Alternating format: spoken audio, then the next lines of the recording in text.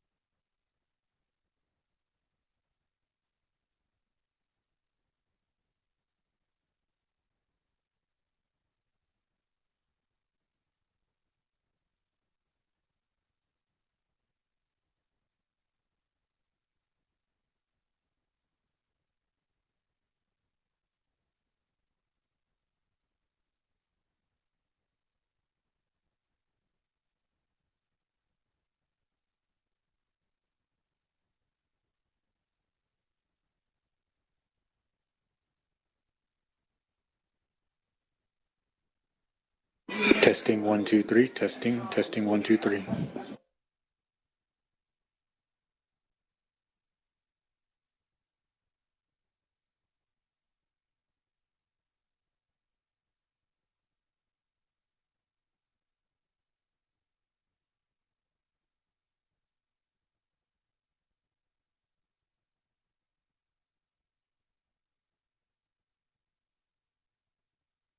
Test.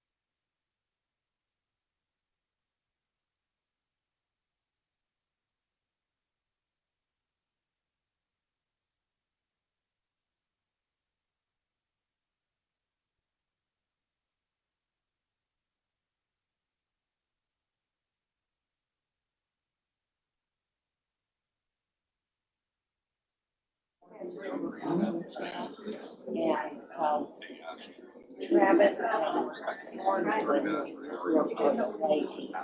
Valerie, I haven't seen Valerie in a long time. Stacy received. So,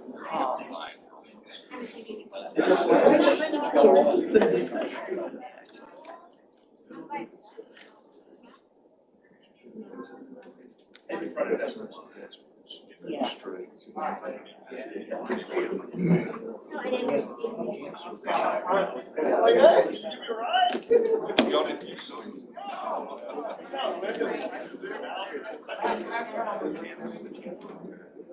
Okay.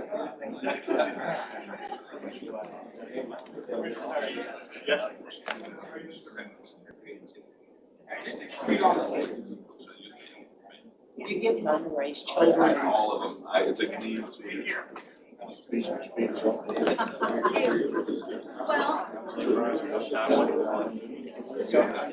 I'm still employed for another. Devastation.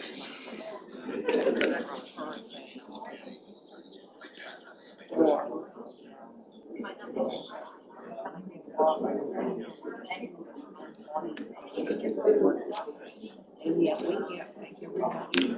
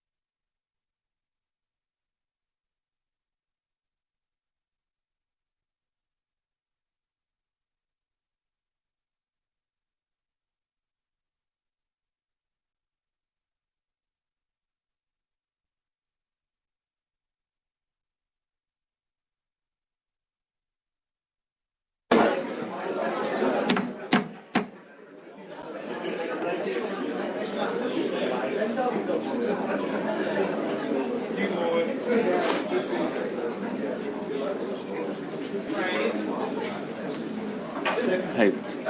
Freeman, can we start? Are you ready? Can we start? Are you ready? Okay.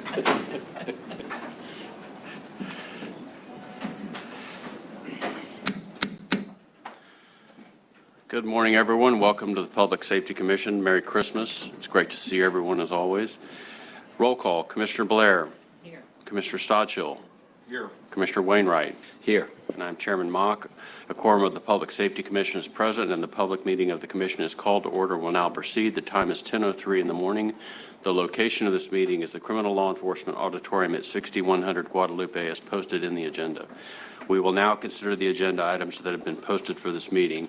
We'll start with an invocation by Chaplain Furman Carpenter. Please stand.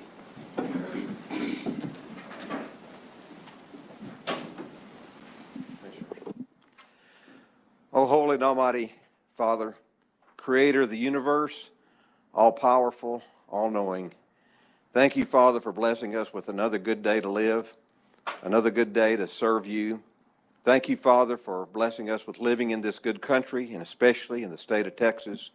We thank you for our good governor and ask you to continue to be with him and as he faces the task laid before him, Father, for our state. Thank you, Father, for the Department of Public Safety, for our commissioners. Thank you, Father, for Chairman Mock. Thank you, Father, for Commissioner Blair and Commissioner Wainwright and Commissioner Stodgill. Ask you to continue to bless them, Father, as they lead, as they guide. Please bless them with extra wisdom. Thank you for letting them make it here safely. Thank you, Father, for all our men and women in the Texas Department of Public Safety, for the time they share, for the time they serve this great state, and ask you to continue to be with them. Thank you, Father, for our director, and ask you to continue to be with him and all of his command staff. Thank you for the way he leads with integrity and the way he expects integrity, Father. We ask you, Father, to be with our men and women that serve in law enforcement, Father, and please be with them. Help them, Father, to be safe in the journeys that they take and the work that they do. Please protect them, Father, from evil. And please, Father, bring them home every night, Father, to their families and their friends and to their loved ones. Thank you again, Father, for this great day, and it's in Jesus' name we pray. Amen. Amen. Please remain standing for the pledges by Corporal Larry Harrison.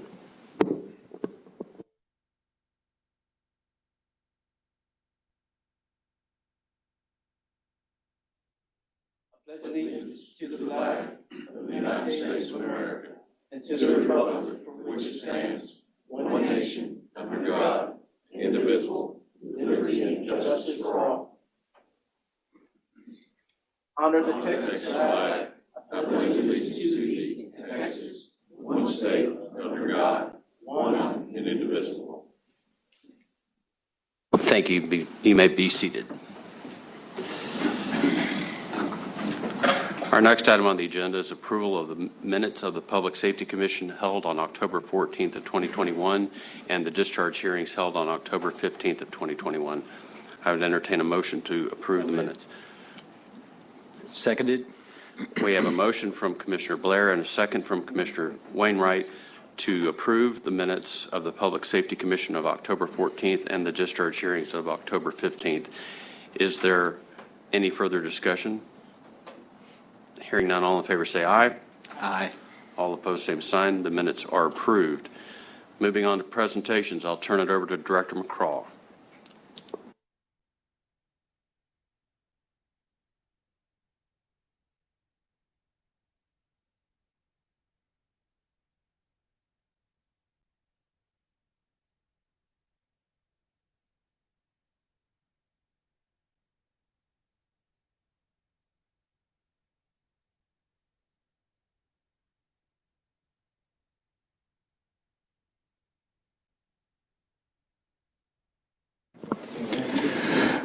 The following employees will be presented their certificate in recognition of their 30 years of service and accomplishment with the Texas Department of Public Safety. Marianne Ariza.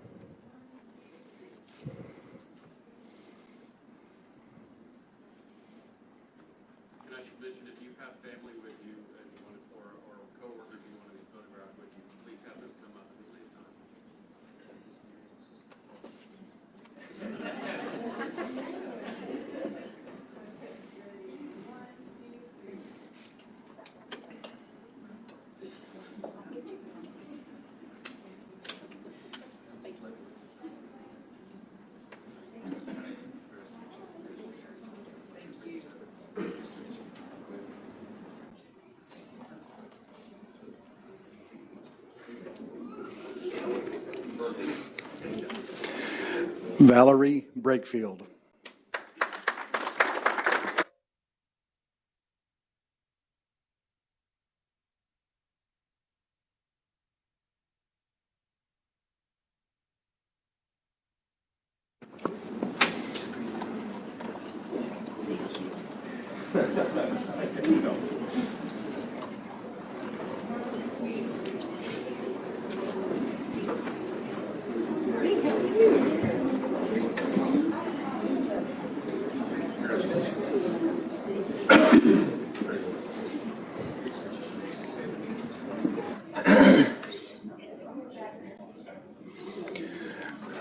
Melissa Garcia.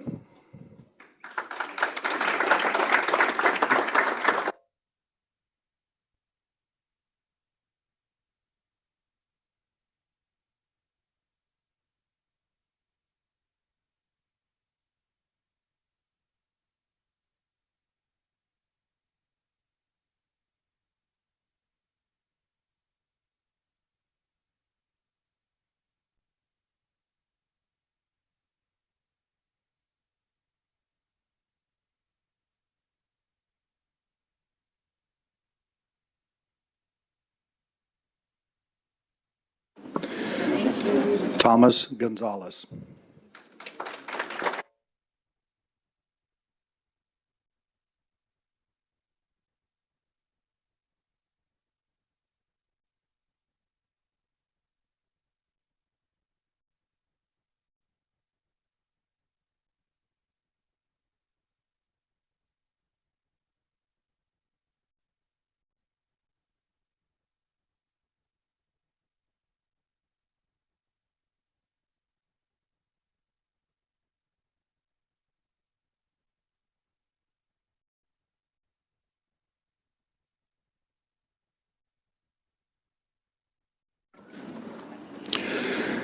The following employee will be presented a certificate in recognition of his 35 years of service and accomplishment with the Texas Department of Public Safety. Angel Amoles.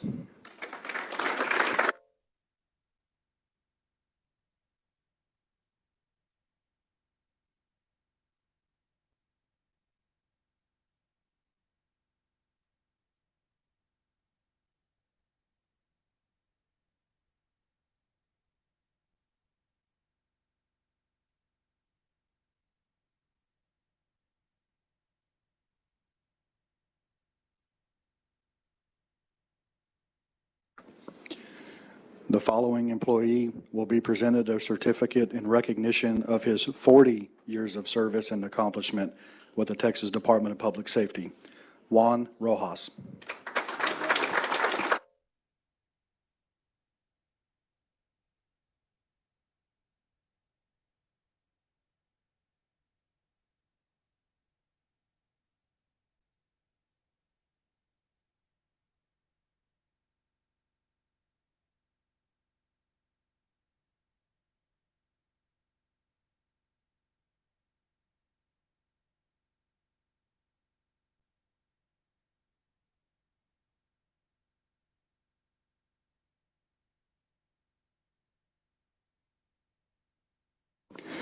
The following employees will be presented a certificate in recognition of their 45 years of service and accomplishment with the Texas Department of Public Safety.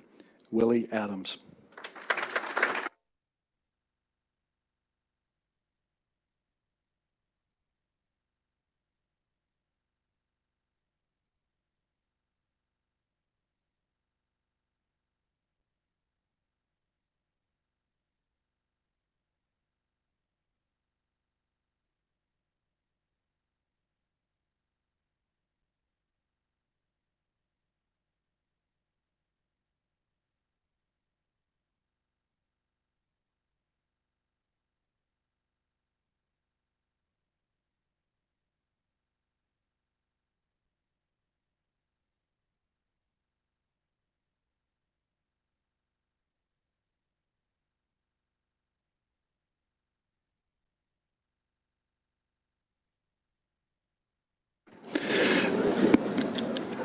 Taft Green.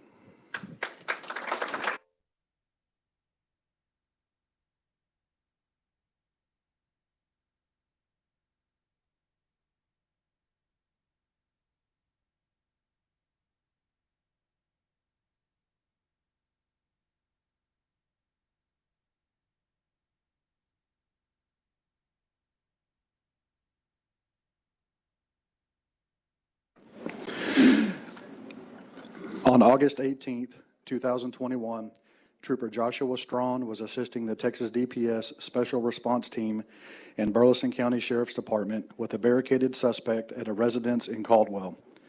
The suspect exited the residence with a handgun and fired 2 rounds, then fell to the ground and appeared to be incapacitated. As Troopers Joshua Strawn and Brian Anderson began closing distance to the subject, he rolled over, produced a handgun, and fired 2 rounds at Trooper Strawn. Both troopers used their rifles to return fire, striking the suspect multiple times. Special Agent Jamie Nault observed Strawn bleeding from his right arm. Nault immediately went to Strawn and assisted with evacuating him to a casualty collection point. Due to the heavy blood loss from the wound to his arm, Special Agent David Schmidt immediately applied a tourniquet which stopped the loss of blood. As Special Agent Nault removed Trooper Strawn's ballistic vest and gun belt and began cutting away his clothing, another gunshot wound was discovered on his upper right thigh. This wound was small and was not bleeding, so it was left uncovered for observation. EMS personnel staged near the scene transported Trooper Strawn to a hospital for further treatment. In recognition of his courageous service and personal sacrifice, Trooper Joshua Strawn is hereby awarded the Purple Heart.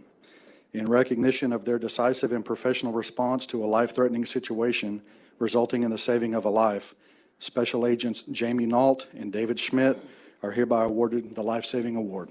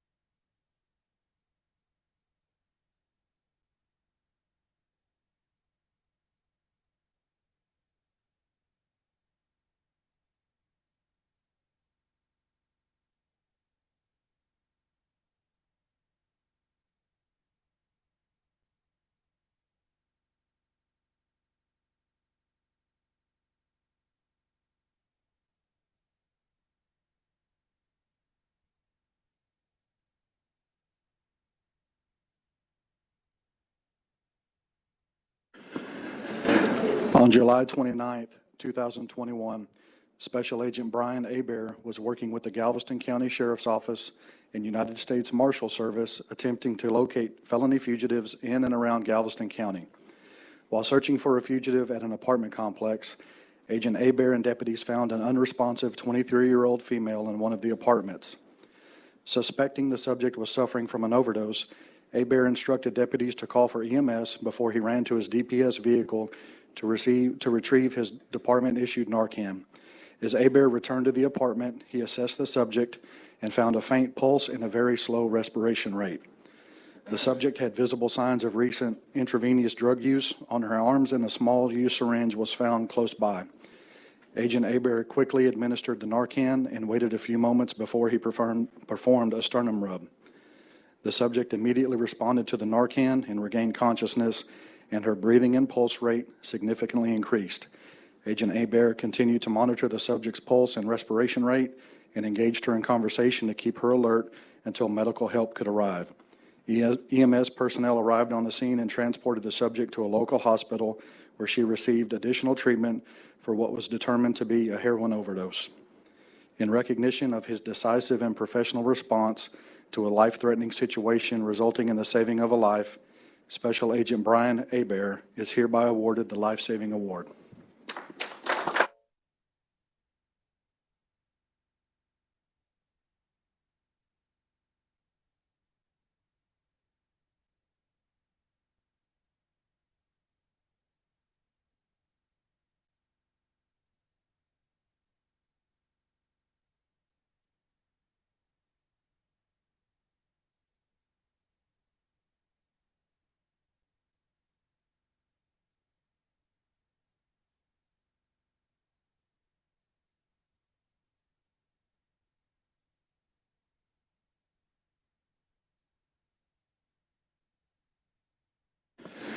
On September 10th, 2021, while Trooper Dorian Turner was providing assistance at a TxDOT homeless camp, he observed a female subject running toward him.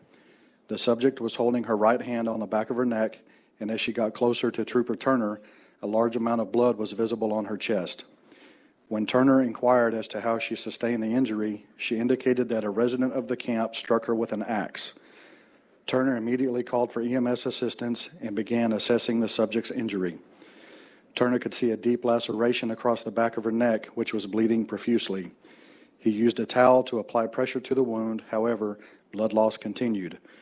Turner applied a quick clot bandage and continued to apply pressure to the wound. Once EMS personnel arrived on the scene, Trooper Turner accompanied the subject to the hospital and continued to maintain direct pressure on the wound. The subject ultimately survived the incident. In recognition of his decisive and professional response to a life-threatening situation resulting in the saving of a life, Trooper Dorian Turner is hereby awarded the Life Saving Award.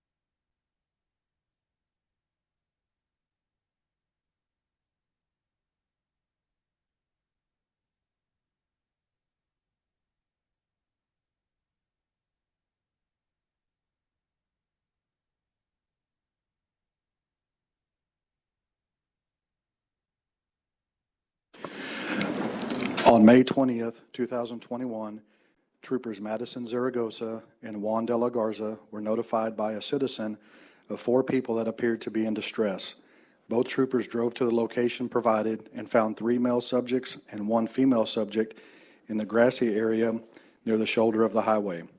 One of the male subjects appeared to be suffering from malnutrition and dehydration. The troopers immediately requested assistance from local EMS and Border Patrol and then placed the subject into Trooper De La Garza's patrol car in an attempt to cool him off. A few moments later, he stopped breathing, and the troopers immediately removed him from the vehicle. After assessing his condition, Trooper Zaragoza retrieved his CPR rescue mask, while Trooper De La Garza began performing chest compressions. The subject began to breathe shallow, rapid breaths, but remained unresponsive and slipped in and out of consciousness. Other troopers on the scene attempted to provide shade for the subject and attempted to lower his body temperature through the use of wet towels. After several minutes, he stopped breathing again. De La Garza and Zaragoza began performing CPR in the same manner as before, and as a result, the subject began to breathe on his own. Troopers De La Garza and Zaragoza continued to monitor the subject's condition until EMS arrived on the scene. In recognition of his decisive and professional response to a life-threatening situation resulting in the saving of a life, Trooper Madison Zaragoza is hereby awarded the Life Saving Award.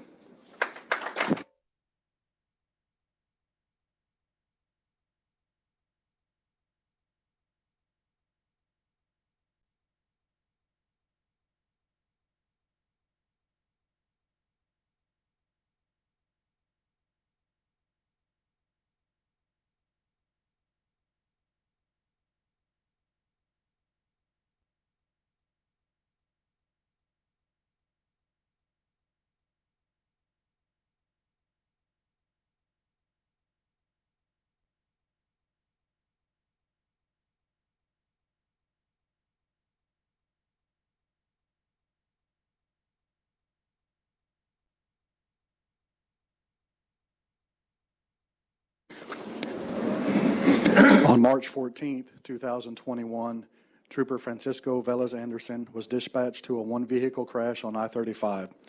Trooper Velez Anderson and Trooper Stephen Jeter were the first to arrive on the scene.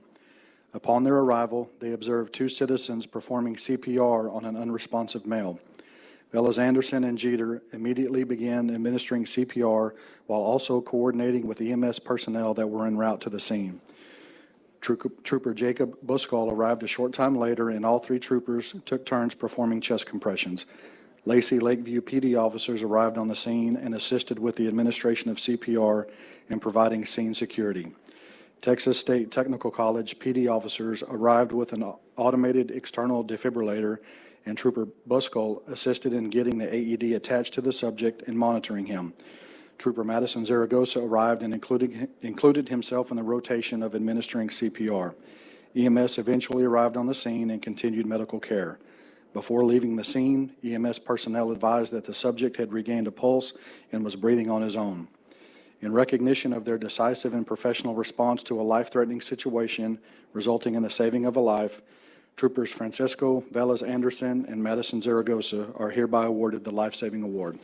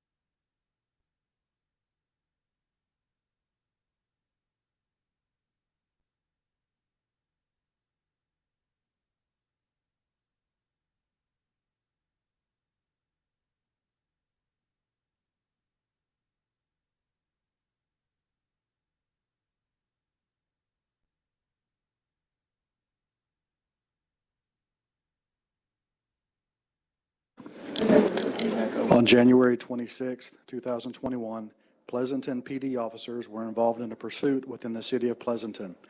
When troopers Logan Eastburn and Nicholas Wingate overheard the officers advise that shots were being fired at them from the fleeing vehicle, the troopers joined the effort to bring this potentially deadly event to a conclusion. Another trooper successfully deployed spikes in an attempt to disable the vehicle. However, the driver continued to flee in the damaged vehicle while displaying his acts live on social media.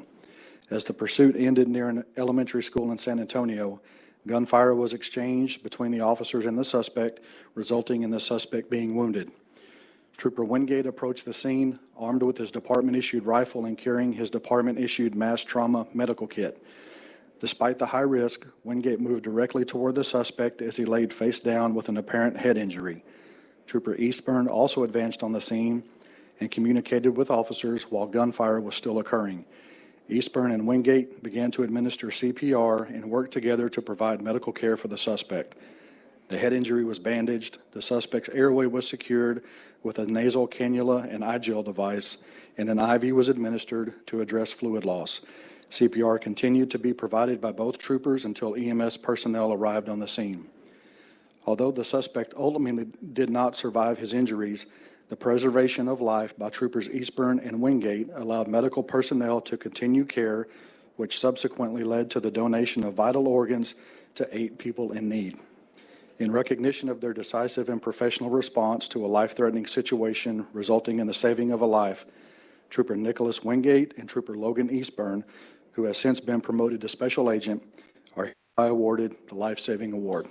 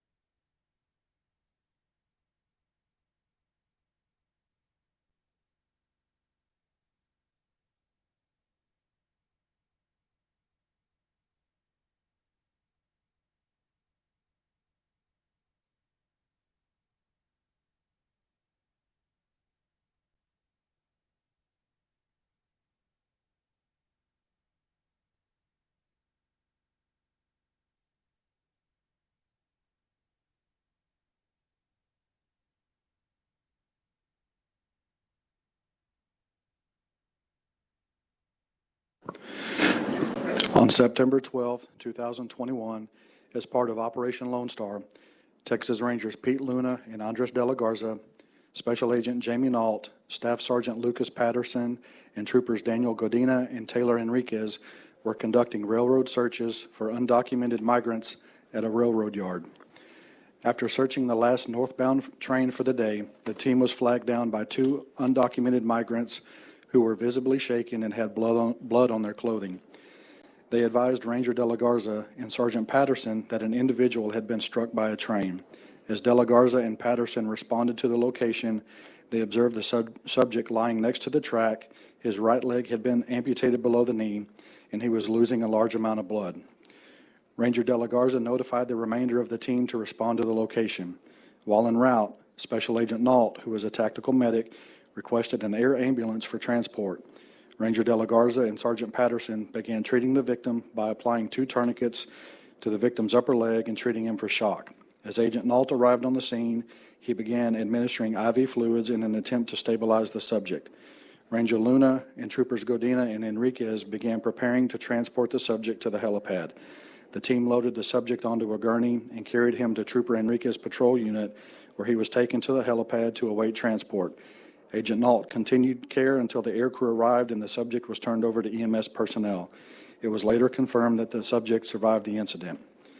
In recognition of their decisive and professional response to a life-threatening situation resulting in the saving of a life, Special Agent Jamie Nault, Trooper Daniel Godina, who could not be here today, and Taylor Henriquez, Staff Sergeant Lucas Patterson, who also could not attend, and Texas Rangers Andres De La Garza and Pete Luna, who could not be here, are hereby awarded the Lifesaver Award.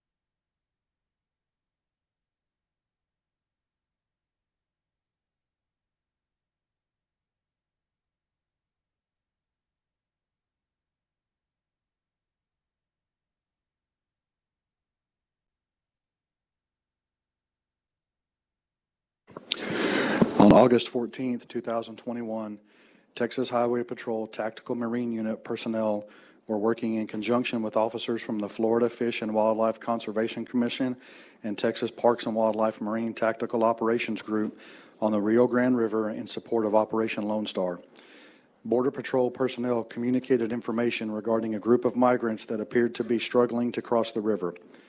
Officers responded and were on the scene within 1 minute. The first arriving officers observed 2 adult females who were actively drowning.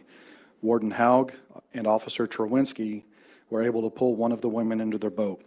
This subject was wearing a duffel bag on her back, which weighed approximately 40 pounds. DPS Technical Sergeant Mark Matlock began assisting the second female who had a child strapped to her chest that was submerged underwater. Matlock was able to free the child from the harness and bring the child into the boat. Officer Terwinski and Sergeant Matlock were then able to pull the second adult female into the boat. As additional officers arrived, they observed a small female child floating face down in the river. Trooper Brandon Blessing removed his body armor and duty belt and jumped into the water. Game Warden Horrocks maneuvered the boat to assist Blessing and requested EMS be routed to their location. Trooper Blessing handed the child up to Officer Nasworth, who laid her on the deck of the boat and began chest compressions. During a pause of compressions, Blessing checked for vital signs, but only a weak pulse was detected. Nasworth and Blessing continued chest compressions and ventilation. After 3 rounds of compressions and rescue breathing, the child began to expel water and breathe on her own, but then went unconscious.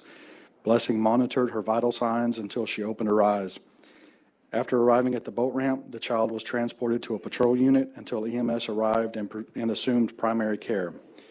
In recognition of their decisive and professional response to a life-threatening situation resulting in the saving of lives, Trooper Brandon Blessing and Technical Sergeant Mark Matlock are hereby awarded the Life-Saving Award. Game Wardens Travis Haug and Shane Horrocks and Officers Matthew Nasworth and Marcin Trowinski, who could not be here today, are hereby awarded the Director's Award.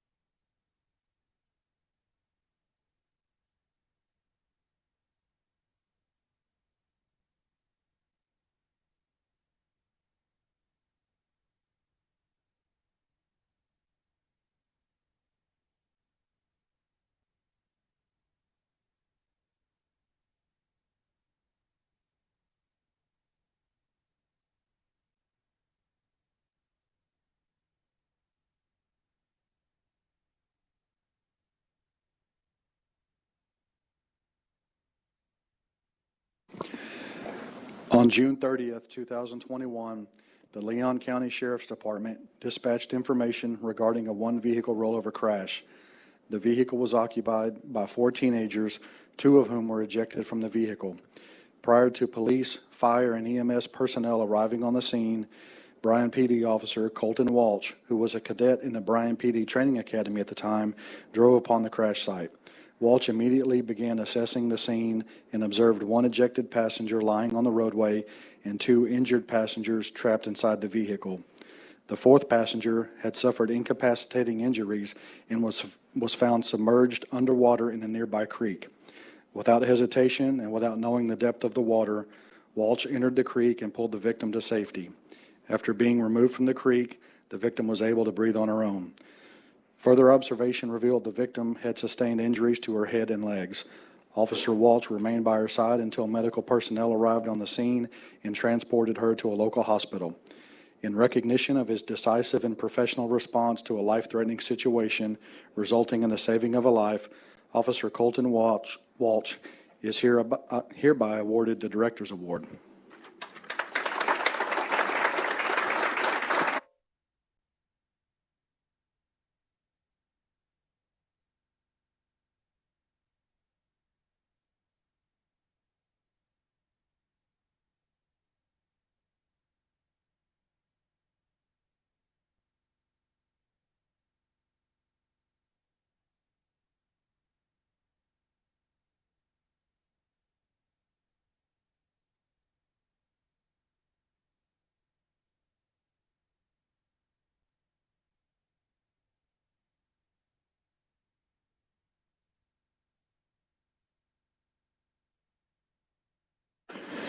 In late 2017, as the frequency of violent crime related to drug trafficking began to increase in the Marshall area, the Marshall Police Department requested assistance from the Texas DPS Criminal Investigations Division in Longview.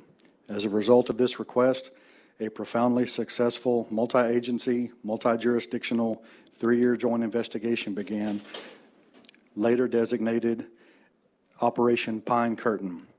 Efforts were initiated by targeting local street-level dealers with known ties to larger distributors identified in previous investigations. Along with Texas DPS and Marshall PD, the Harrison County Sheriff's Office and Federal Bureau of Investigation provided personnel and assets in the furtherance of this investigation.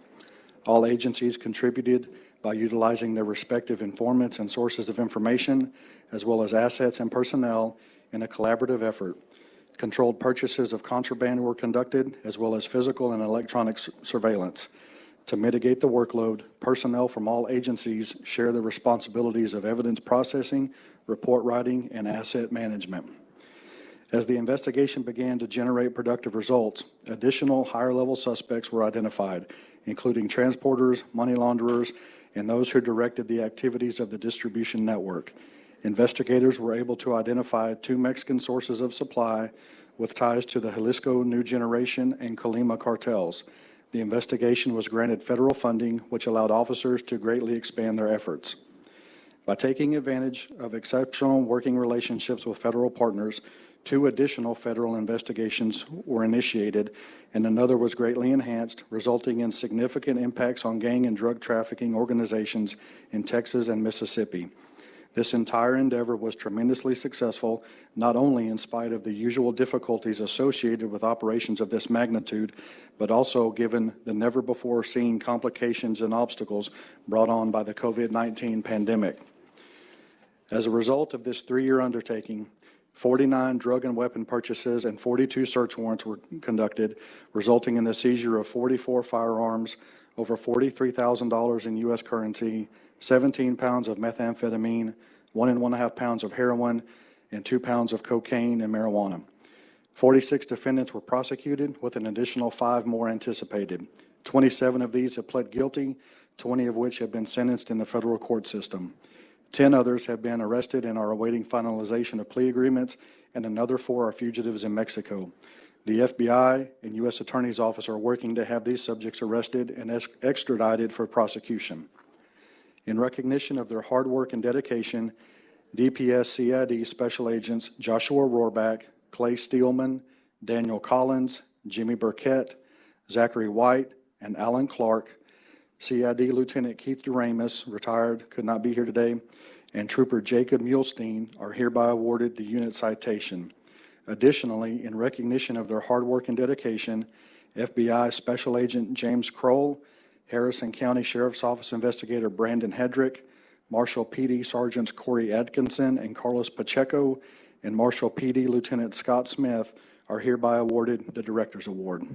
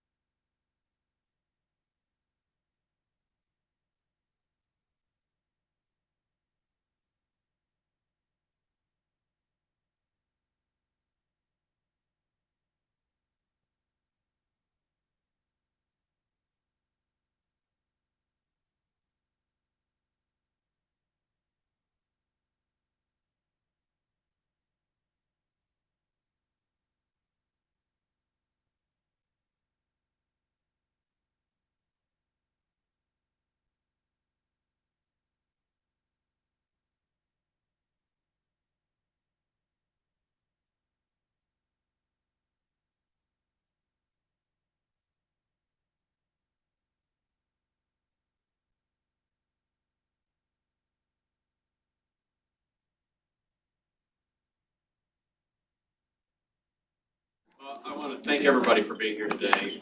As commissioners, we often get thanked for what we're doing, but let me assure you that we are truly honored to be here amongst such great servants for the state of Texas and their families that make all this possible. It's an amazing honor. So this Christmas season, we wish you and your families all the best for a safe and wonderful holiday season and a new year. We'll see you then. Thank you. We'll take a 5-minute break. We can meet at 11. Thank you.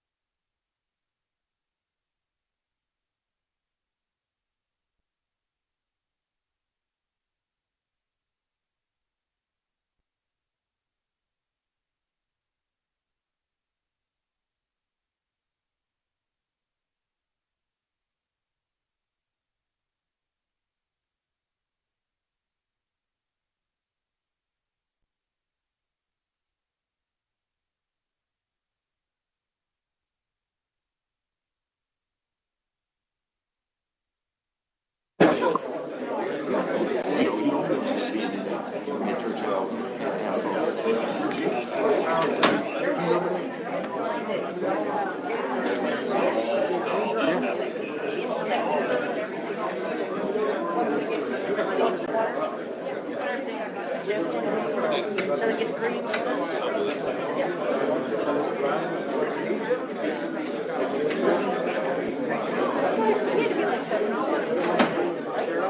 I did not.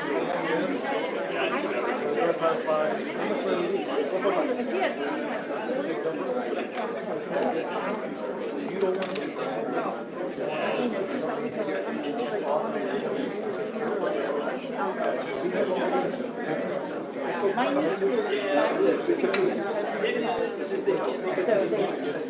they always have one person sitting. Where have you been?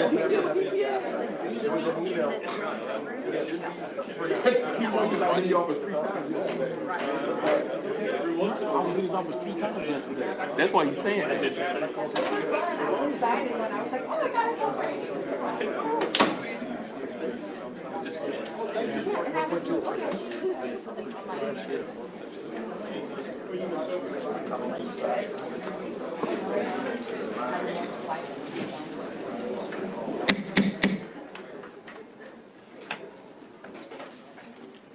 Public Safety Commission has returned from a break. The time is 11:03 in the morning. We'll now move into public comment. There is no public comment. Is there anybody in the auditorium wishing to give public comment? Hearing none, public comment is now closed. We're going to pass the director's report real quick and go to item 8A under new business, which is a report, discussion, and possible action on a resolution regarding the Texas Ranger 2023 Inc. and the Texas Ranger Bicentennial that will be presented by Mr. Russell Molina, who is the chairman of the Ranger Bicentennial. So, Russell, welcome. The work you're doing is absolutely outstanding. You've got a lot of balls that you're juggling, and I'm just amazed watching your organizational skills and the amount of energy that you're putting into this effort as a volunteer. So thank you. I appreciate that very much. It's my pleasure, truly. Should I talk about the resolution, or should I just give an update? How would you like me to proceed on that, Phil? You should talk about the resolution. I can go over the specific items. So the resolution that's in front of y'all is to clarify the Texas Ranger 2023 organization as the official sanctioned organization, which we were acting under that idea already, but there was some technicality aspect of it on that older resolution that was done in 2013 that really needed to be cleaned up. And that's what you have before you today, is simply to clear up that and have it where the intellectual property aspect of things also gets covered, because there was really a resolution in 2013, and then there was another granting of the trademark of the bicentennial logo by 2 different groups. It was DPS doing one, the Public Safety Commission doing the other. And under intellectual property law, it's best to have it, or you have to have it coming from the same entity, being the Public Safety Commission. So that, in effect, is what you have in front of you. And I'll just say specifically the resolution you'd be considering is, number 1, the Texas Ranger 2023 Inc. is going to be designated as the representative and steward of the Texas Ranger Bicentennial. So what the library and museum had been in Waco under the 2013 resolution, this entity, which is the 3 foundations coming together, is going to be the representative. Also, that Texas Ranger 2023 Inc. is authorized as the exclusive entity to act on behalf of the Public Safety Commission, both to sanction bicentennial events and commemorative items. That the Texas Ranger 2023 Inc. is authorized to use the trademark Texas Ranger Bicentennial logo in connection with the official bicentennial events and commemorative items. So that's what we'll specifically put in the language of a resolution. And I would also like to give an update just on where we are on 2023 while I'm here, if that's possible. So keep in mind the 2 main goals, we actually have 4, but I'm going to talk about 3 here.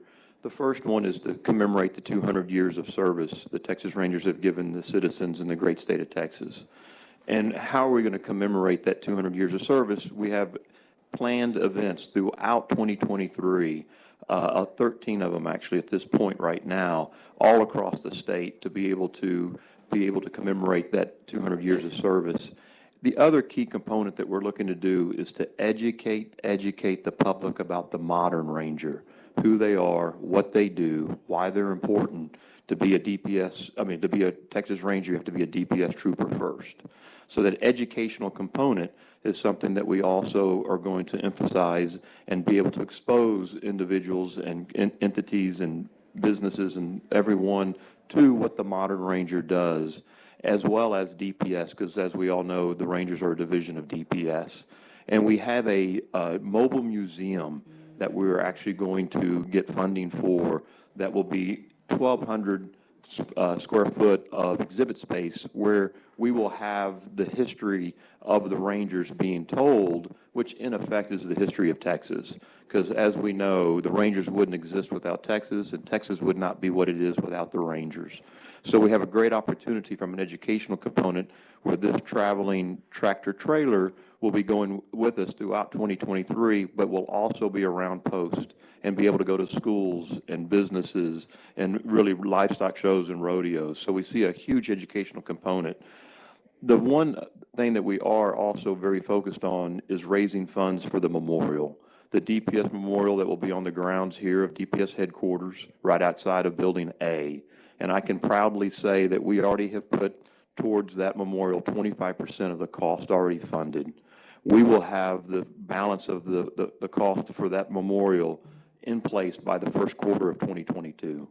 And with that, once we have that in place and we have the funding for the mobile museum, we're going to move into the phase 2 portion of the memorial, which will be the redoing the entryway of Building A to coincide with the memorial itself and have a conducive feel from the memorial into that building. And if you haven't seen the renderings, which I know are just recently being passed around, it would be something I think that y'all would like to see and really see what is going to occur on phase 2 portion of things. The other thing I'd like to put on everybody's calendar is March the 2nd of 2022, Texas Independence Day. We're going to have the official announcement about the bicentennial on the floor of Dickey's Arena, noon to 2, the actual announcement at 1 o'clock, and we're having all of our partners come together for that, being American Hat Company, Sig Sauer, Texas Ranger Baseball, Texas Motor Speedway, HEB, Frost Bank, a whole host of, as well as individuals that will be there to do this announcement, as well as having the host committee individuals who are participating and helping or allowing us to use their name also in, to participate at that.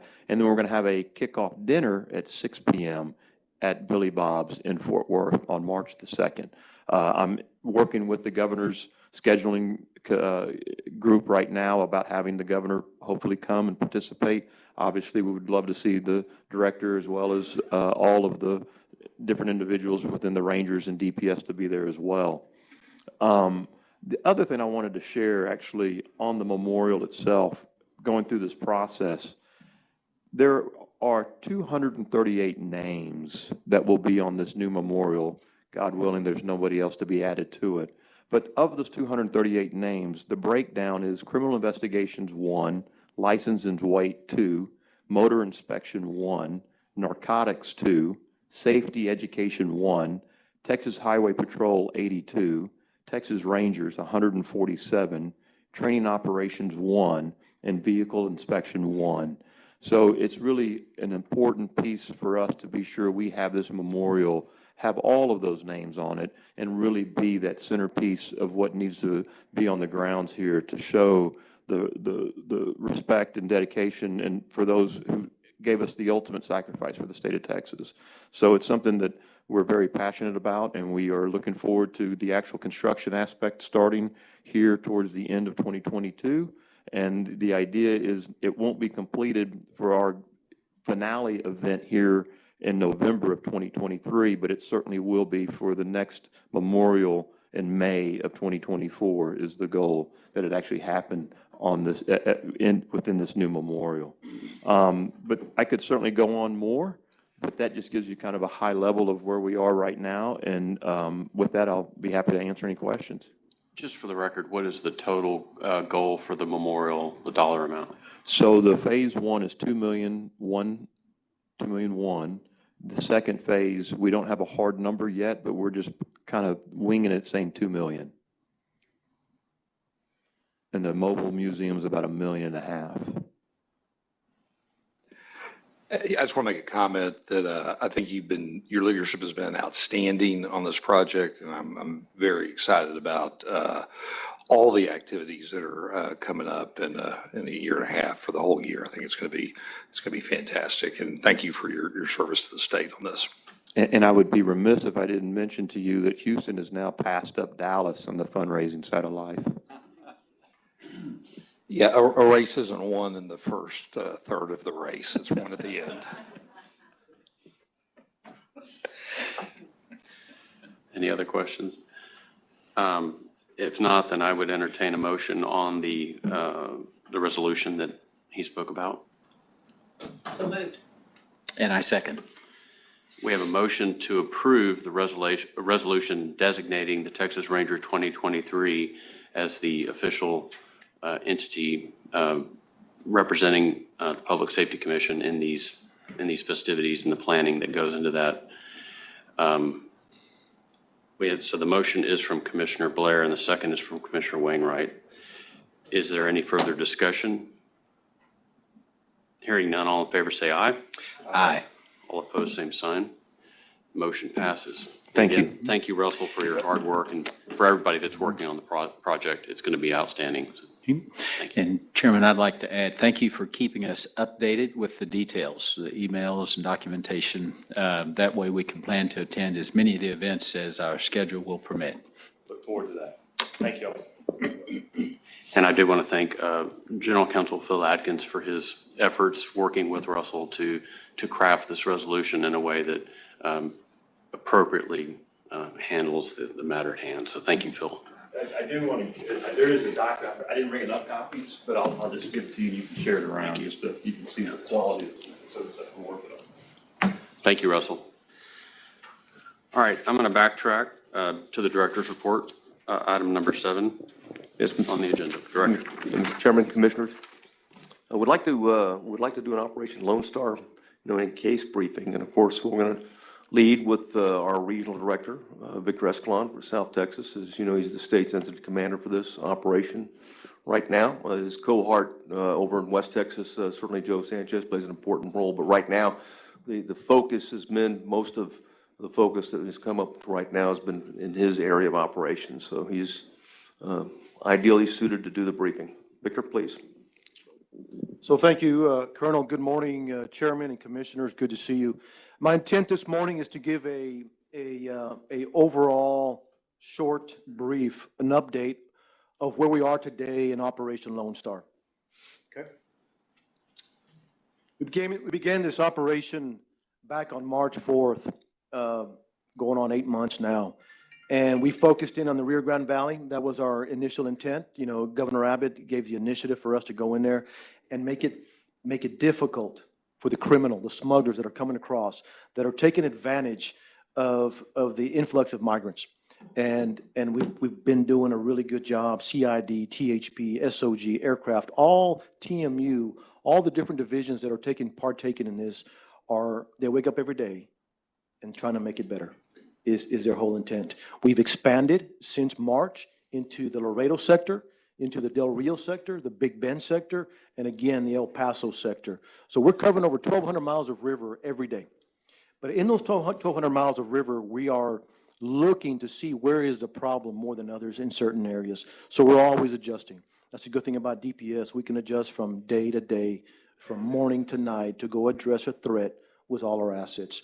And luckily, we also partnered up with TMD, the Texas Military Department, and we have plenty of assets. So they augment what we're doing, force multiplier, and we're able to go out and reach other areas quicker and faster and more efficient and effective.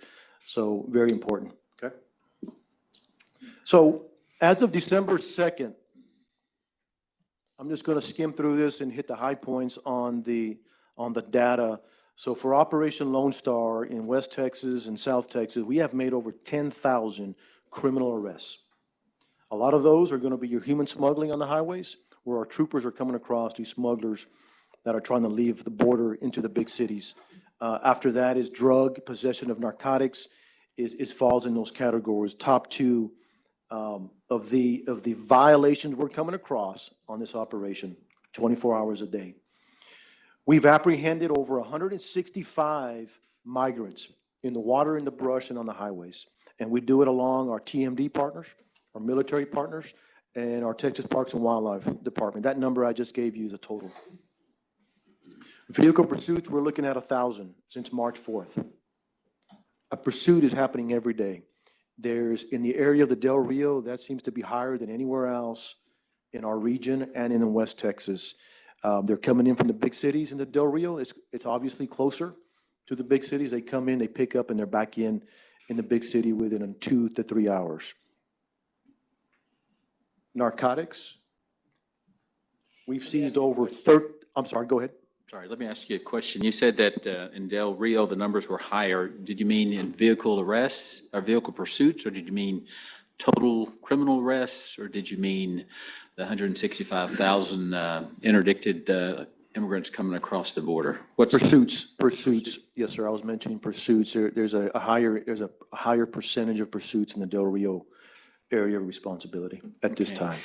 And you mentioned more than 10,000 criminal arrests. Where is the highest number of those arrests in these various areas where we're deploying? Right now, we have a heavier presence of DPS personnel in Del Rio area. So a lot of those arrests are coming out of there. We are slowly moving back into the Rio Grande Valley, so it'll eventually balance out. There's more people in the Rio Grande Valley, in Stark County, in the areas we're working, Laredo, so it'll eventually balance out. So marijuana, we have seized over 13,000 pounds of marijuana on the brush and on the highways through our CID agents, SOG operators, DPS, Texas Rangers, SOG, and Highway Patrol. 13,000 pounds of DPS seizures. All these drugs are all DPS led. Cocaine, we've seized over 2,400 pounds of cocaine. Methamphetamine, 1,600 pounds. Heroin, 37 pounds. Fentanyl, 160 pounds of fentanyl, which equates to 36 million lethal doses in the OLS region. Currency, 7.3 million. That money, U.S. currency, is seized by our troopers on the highways and CID agents working investigations in and around the towns we are conducting our operations. Outside the border counties, other parts of Texas, we're still doing OLS that have a border nexus connection down to the border. In addition to the numbers I mentioned, we're looking at 10,000 criminal arrests. On the fentanyl, 726 pounds, which equates to 164 million lethal doses, and over $15 million of U.S. currency seized throughout the state of Texas that has a border nexus. Okay? So the criminal trespass initiative, we're in full effect right now. We've been doing this since July 20th. Right now we're focusing on Valverde and Kenny County. We're looking to expand into surrounding counties in the Del Rio AOR, and eventually further down south, the Jim Hogg, Zapata, Webb County area. So we're having those discussions now. We're building now to expand well into 2 now, 6 to 8 very soon. We started this July 20th, working Valverde, Kenny County. So we've identified ranchers in Valverde and Kenny that are cooperative, have a concern of migrants coming on their properties, and they want something done to support what U.S. Border Patrol is doing. So once we have the cooperation from the ranch owner, they're willing to be a complainant, we come in and work those areas. We have brush teams. They're troopers, SOG, TMD, working together, working those areas of interest along the ranches, okay? Brush team, here's a sample of what it looks like. We have nighttime capabilities. We're soon to get UTVs. We're building the equipment needed to be more effective in the brush. Again, it helps, it's very supportive or very helpful to have TMD. Again, force multiplier, okay? So criminal trespass arrests, so since July 20th to today's date, we have made over 2,000 criminal trespass arrests. And the arrests of migrants we've made come from Mexico, Central America, South America, Cuba, Haiti, and Africa are the ones that we're seeing in the areas we're working. Okay?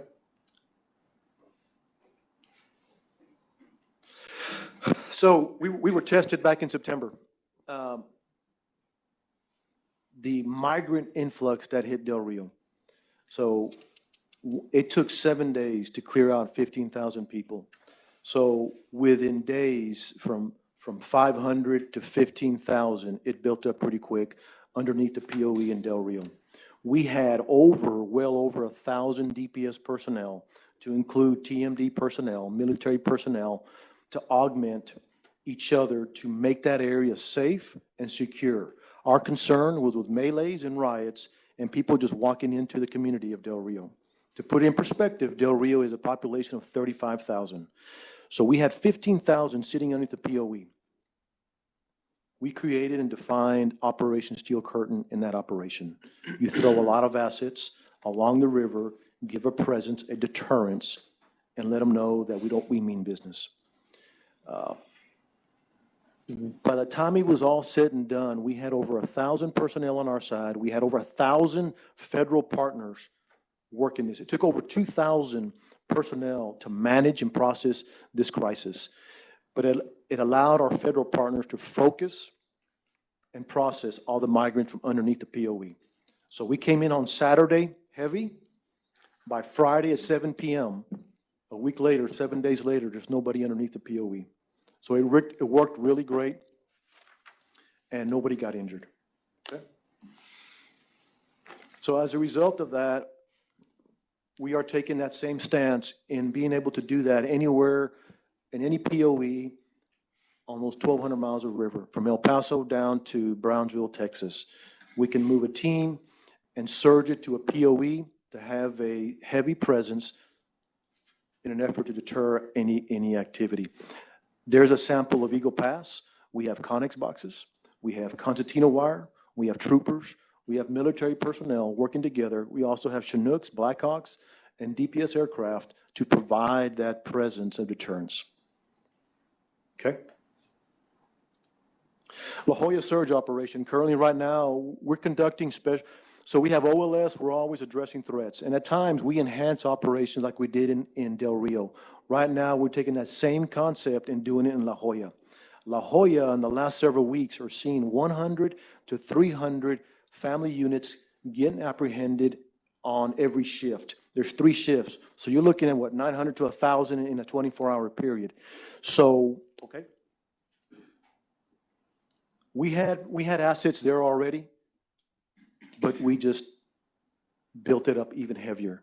As you can see in the far right, you see Texas Parks and Wildlife.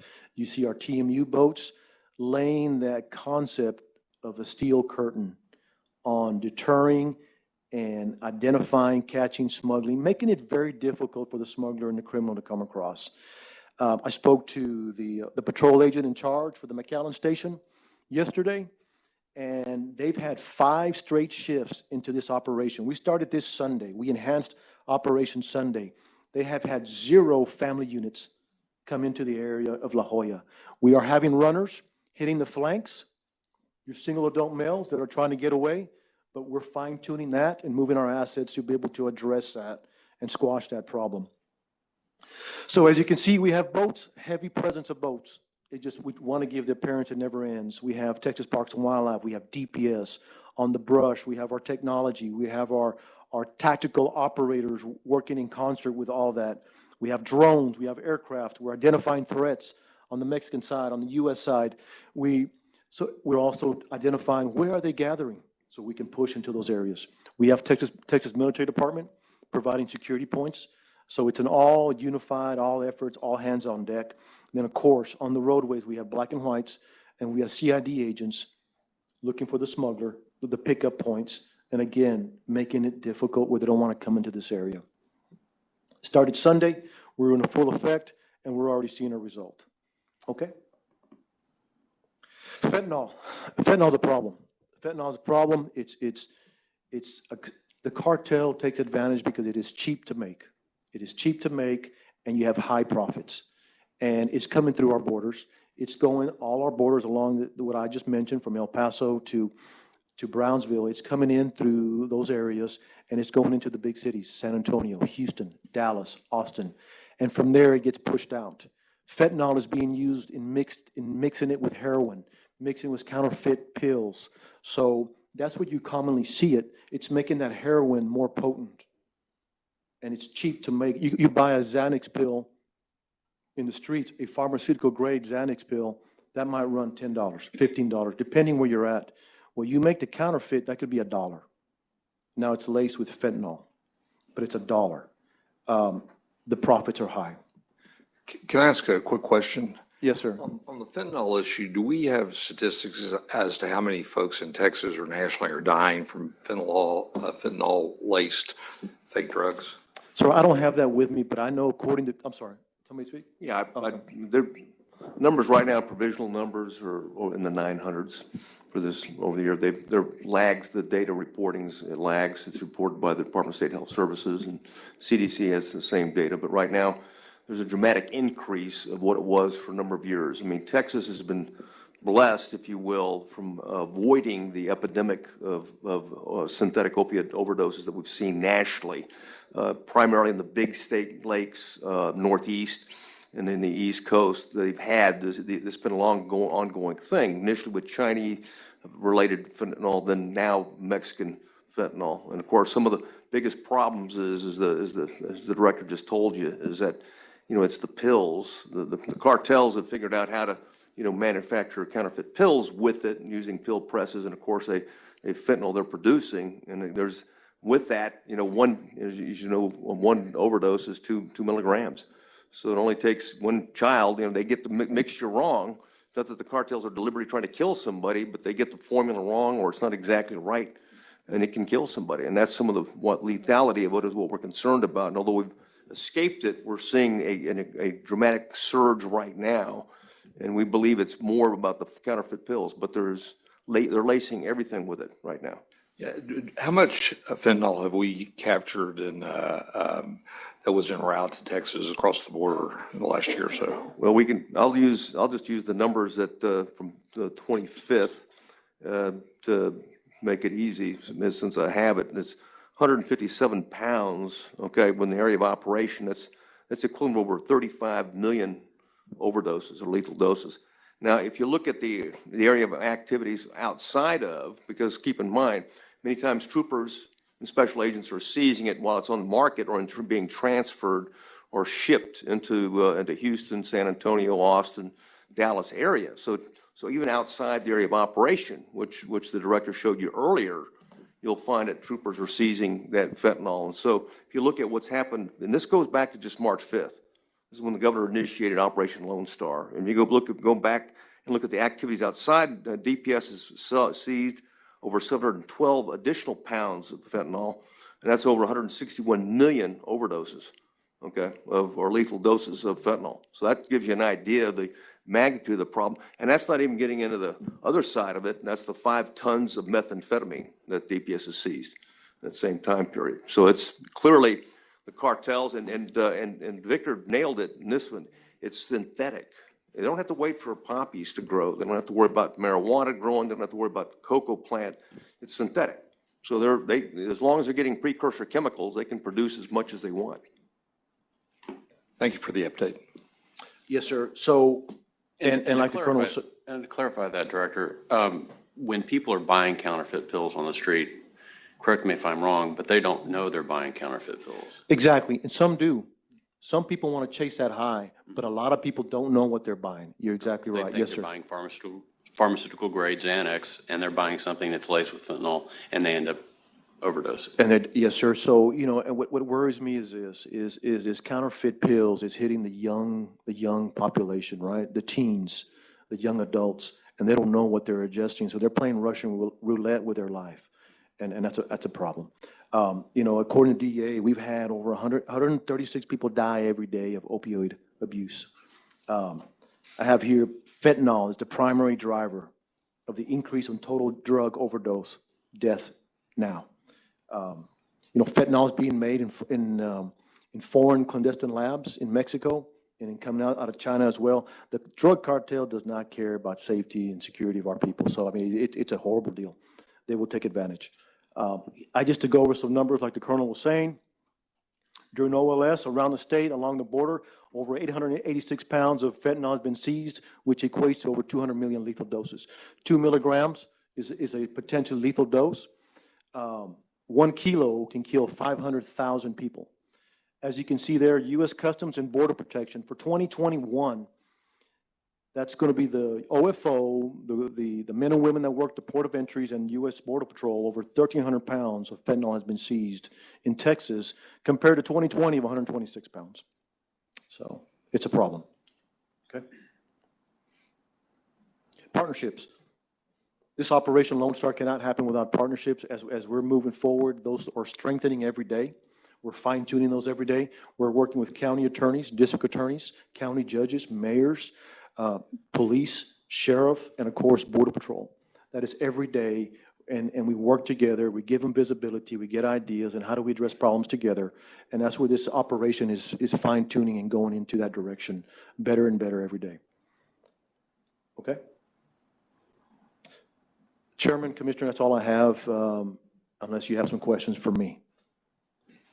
I've had the opportunity to go down the border a couple times the last couple of months, and I'd just say that the level of cooperation, the buzz, the sense of how things are flowing down there in terms of the cooperative effort is completely recognizable, and I think that weighs heavily on, or the responsibility for that weighs heavily on you and your team down there who are making this possible. So I want to thank you for that.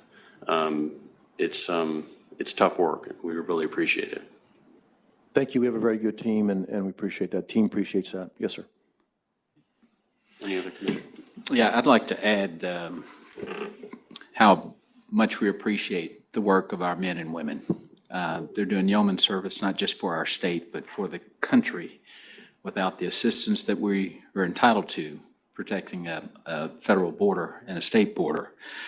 I also am impressed at how creative and proactive that we're being through the thinking, the strategy, whether it's a wall of DPS vehicles or a wall of railroad containers, or the further steel curtain with the DPS armored boats and other boats on the river. The proactive and creative strategy to protect Texas, protects Texans, and thwart criminal endeavors is much appreciated, and it's impressive. And I know there's thought continuing about how to continue to improve the strategy and cut off the responses that the criminal elements are making every time we make a move. So keep up the good work. I haven't been down to the border in the last month or so, but I get updates, and I really let the men and women down there know that we're thinking of them, appreciate the work they do, and they're making a difference. Thank you for those words and for your support. I'll let them know. Yes, sir, absolutely. Yeah, and I want to echo some of those comments. Commissioner Wainwright and I had an opportunity earlier in the year to go do an extensive tour with you guys down the border, and the level of competence and professionalism and strategic thinking was just outstanding across the board. And Commissioner Wainwright made a very good point that the Department of Public Safety in Texas is bearing the brunt of the nation's response to this border crisis right now. And so we cannot thank you and your folks enough for what they're doing. Yes, sir. Yeah, our team we're very fortunate. They don't want to stay stagnant. They always want to be evolving. So thank you again for those words. And I just want to also thank you again for the regular updates. Having been down to the border with the chairman, but you have no idea, people have no idea what goes on every day. And the updates that we continue to get, not only from you, but also briefings are invaluable. I can't tell you how many times I get asked by people of the general public, how's it going at the border? And my answer is always, you have no idea, because the media does not do justice to what Texas is doing to protect its own border. And so know that without a lot of recognition, you are very appreciated. Thank you. Director, do you have anything else? But if you don't mind, stay around, so bail me out. Is your microphone on? It is now, sir. But if you could, got a few slides here, and this one we've used before, and I wanted to use it to underscore that what happens on the board doesn't stay on the border, just as Commissioner just as noted, it impacts everybody. And it's an important point to make, because when we talked about areas at the DPS working outside the area of interest, and those counties that go beyond, okay, South Texas and West Texas, it's important to be engaged, and as you saw, the numbers reflect that in terms of the seizures. So we have to address this type of activity everywhere, statewide. And if you can go to the next one slide, if you don't mind. And this is the area of operation. That last graphic is one of the best ones I've ever seen in terms of visually depicting the story. Yeah, I did that myself. Thank you very much. Actually, I didn't. That's an ICT. That's an ICT one. We have some smart people that did it. This right here reflects really back where we were in March in terms of the focus. Okay, and we weren't really in terms of we didn't employ or look at all of South and West Texas, which we're using today. What's important for us in data, and I want to just talk a little bit about data, because data does matter, is that we've developed the state, police unified reporting system, or SPURS is what we call it.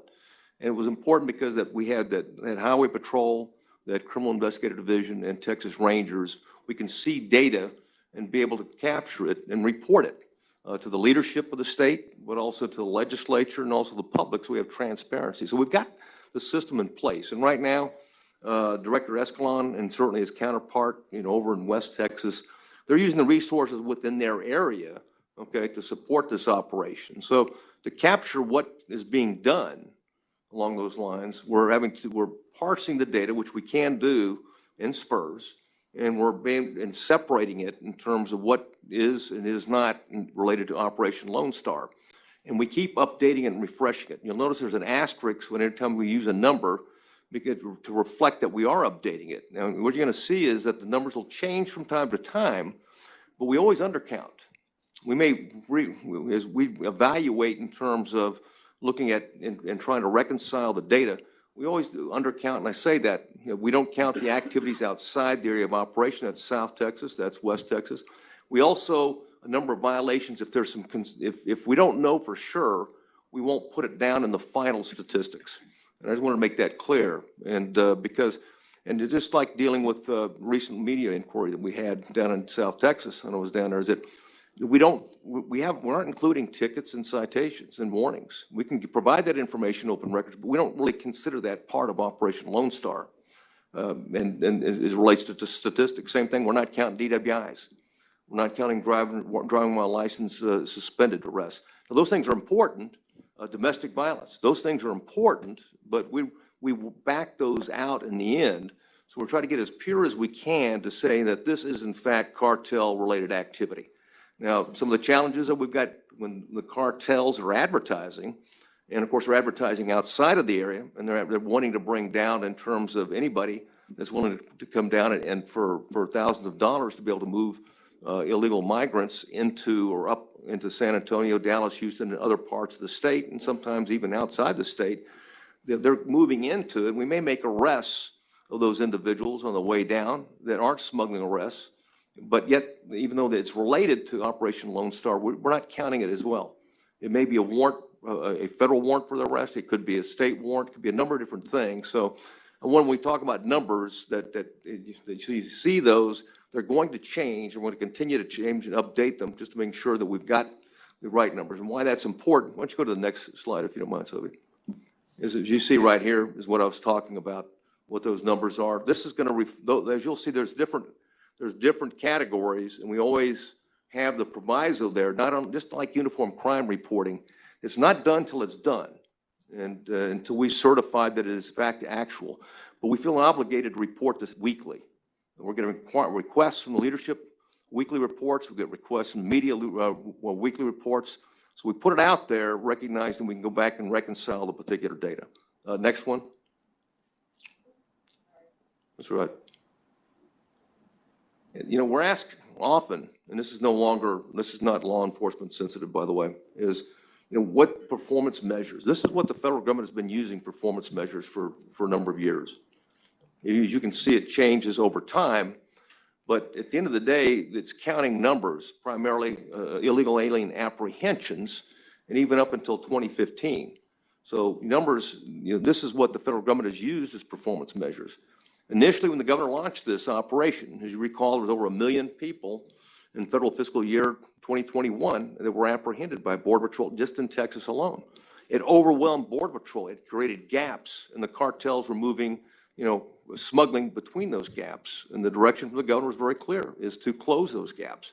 So our focus was on detection and interdiction between the ports of entry. And that's where our strength was. And of course, we did a tremendous job, no kidding. And of course, the statistics that Regional Director Escalon already shared with you just underscores, yeah, we can certainly put people in jail.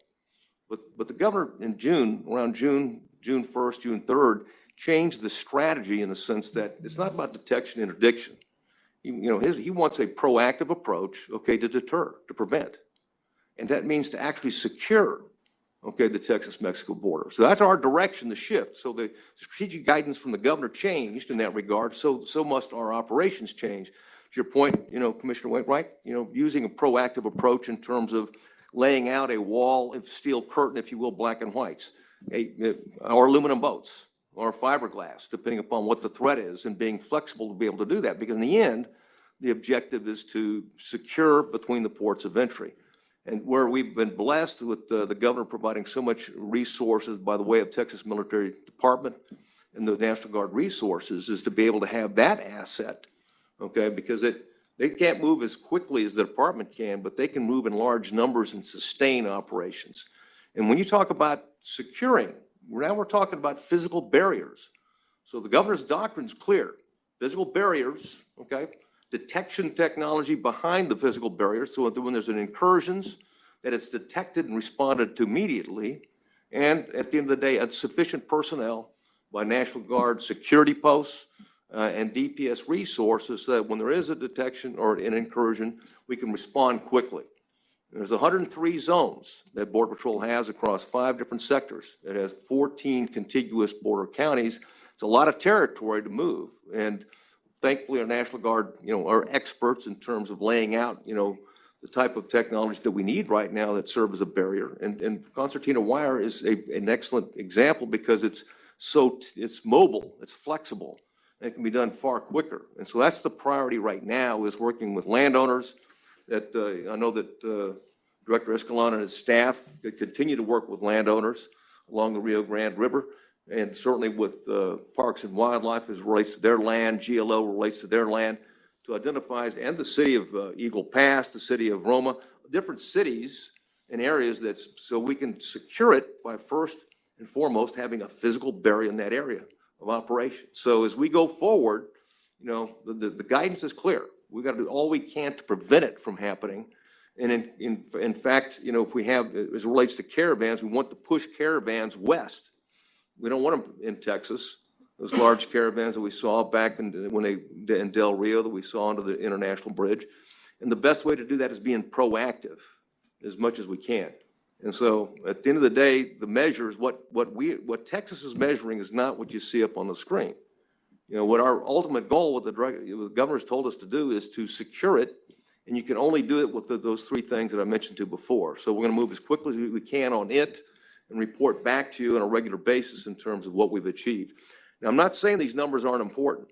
I mean, we're certainly proud of all the, you know, criminal trespass arrests that were made, you know, that quickly and that effectively by our troops in that regard, which has overwhelmed the system many times to have that many arrests.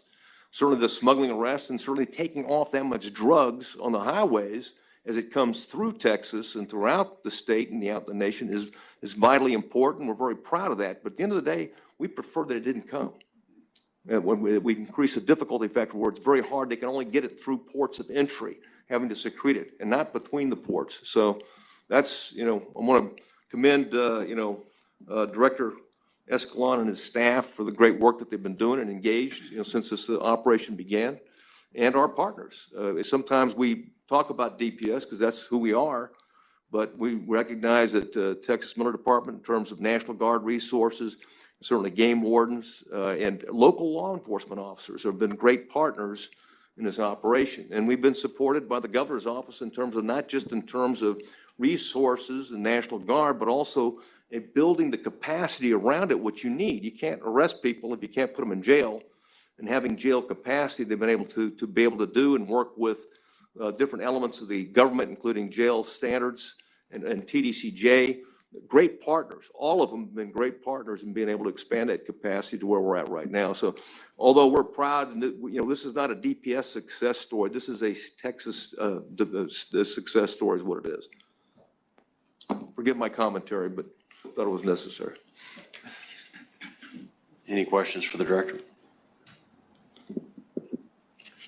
All right, well, Director Escalon, again, thank you for being here today and for your report and for all that's being done down on the border by your team and by troopers and special agents and rangers and our other partners in the state government. So thank you. Yes, sir. Thank you. Yes, sir.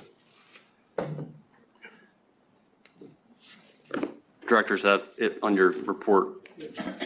Okay.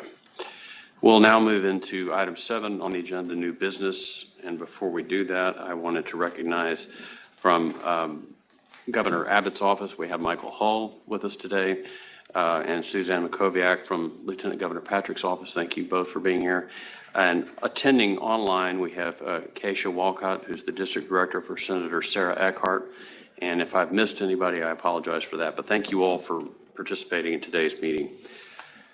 We've already covered item A under new business. We'll now move into item B, final determination and contested cases, consideration, possible action on proposals for decision. And I'll turn that over to General Counsel Atkins. Good morning, Phil Atkins, General Counsel. We have 2 administrative cases to bring before you today for a final determination. The first is in the vehicle inspection program. The department suspended Seung Lee's vehicle inspection certificate because he divulged his ID and PIN used to access the vehicle inspection data analyzer, and he issued passing vehicle reports after clean scanning vehicles by hooking them up to a wrong vehicle. This case was presented to SOA on October 20th. The administrative law judge issued a proposal for decision holding the department met its burden of proof and recommended Lee's certification be suspended for 2 years. The second case is out of the private security program.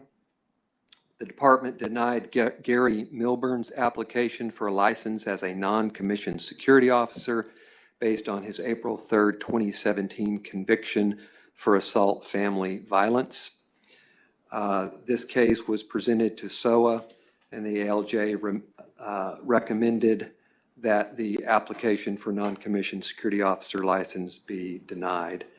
I recommend that the commission adopt the proposals for decision issued by the administrative law judges in both cases on the agenda. That's items 8B, 1, and 2. I would entertain a motion. Also move. Second. We have a motion from Commissioner Blair and a second from Commissioner Stodgill to adopt the proposals for decision, SOA docket number 405-20-4150.MBI and SOA docket number 405-21-1175.PSB. Is there any discussion? Hearing none, all in favor say aye. Aye. All opposed, same sign. The proposals are adopted. Thank you. Moving on to item 8C, report discussion and possible action on the following rule proposals for publication to receive public comment. Items 1 through 3 under that are Chief Wayne Mueller. Chief.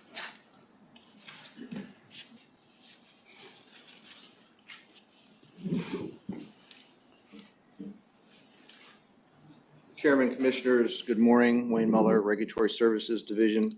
The three items I have before you this morning are all in regard to the License to Carry program. All items but one are new rules being proposed in compliance with legislative mandate. In particular, House Bill 1069 that was passed last legislative session, which is the first responder bill.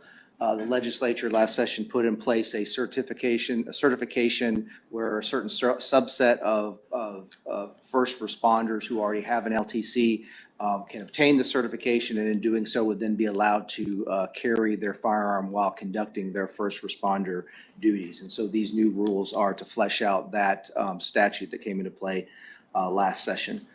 So under item number one, new rule 6.2, regarding storage devices, the bill contemplates that for first responders that have the certification, they must have access to a storage device so that if during their duties they must enter a location where a firearm is federally or otherwise prohibited, they have a manner in which they can safely and securely store their firearm. And so 6.2 is putting some rules in place regarding the storage of the firearm. Item number two adds Rule 6.18, and this lays out the base requirements for a first responder, eligible first responder who has their LTC to obtain the certification, which is namely to take a first responder specific safety and tactics course from one of the licensed to carry instructors here in the state.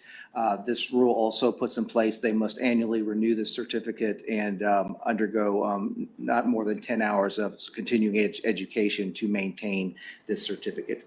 And then item number three adds Rule 6.95 and 6.96. 6.95 is in regard to the license to carry instructors.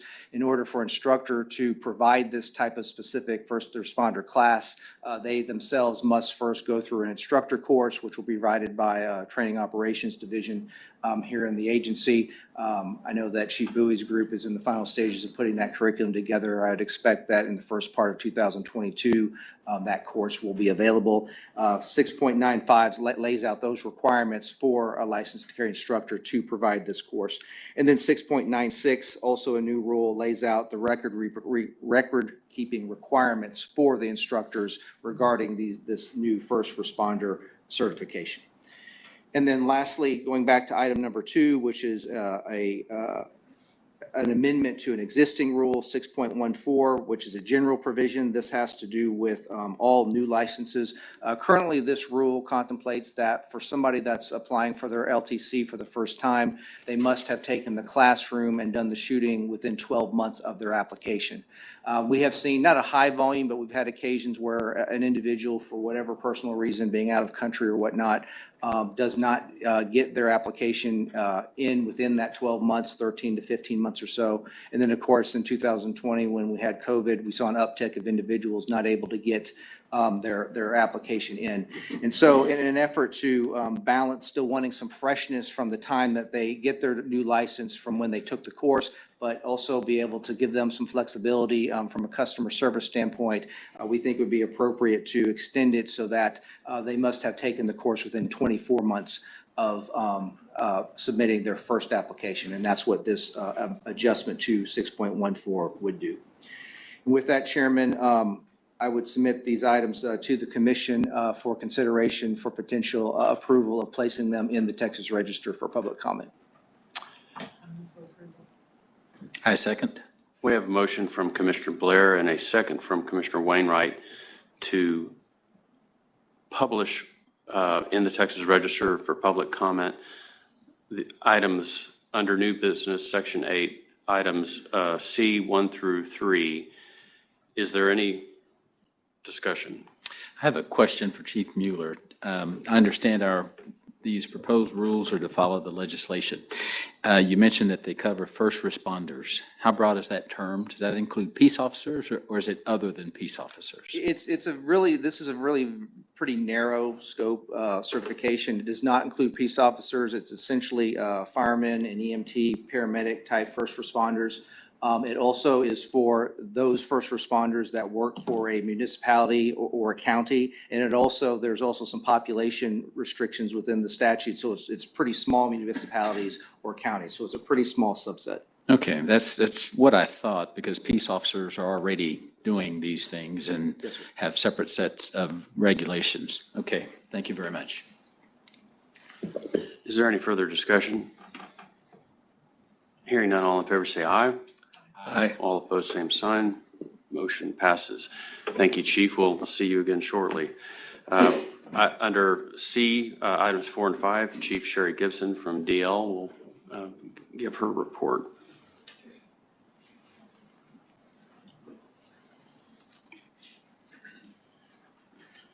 Good morning, Sherry Gibson, Driver License Division. We have two rules that need amendment as a result of legislation. Item 8C4 is amending 15.25 by adding prosecutors, federal bankruptcy judges, U.S. Marshals, U.S. attorneys, and family members who live in their household to the alternate address program, which allows them to use either their agency address or courthouse address on their license in lieu of their permanent residence. Item 8C5 amends Rule 15.171. This expands the current offender identification card program that we have with TDCJ to the Juvenile Justice Division as well. And this is in compliance with House Bill 4544 that passed in the 87th session. So we recommend that both items be posted to the Texas Register for comment.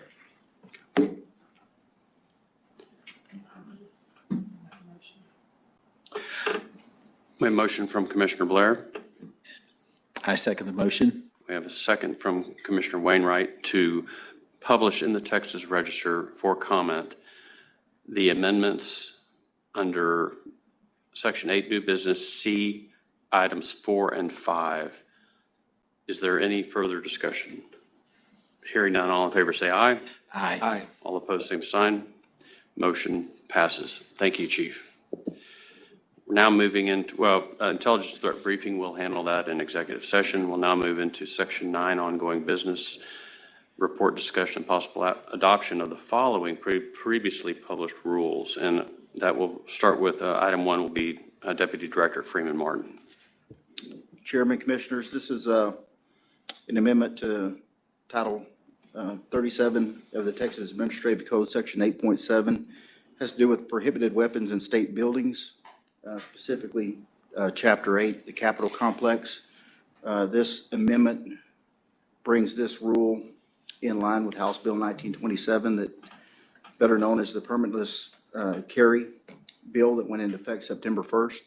And this brings our rule for the Capitol in compliance with the new House bill, new state law. Was there any public comment? It was posted and there was no public comment. I'd entertain a motion on item 1 under ongoing business, Section A. I so move. Second. We have a motion from Commissioner Wainwright and a second from Commissioner Stodghill to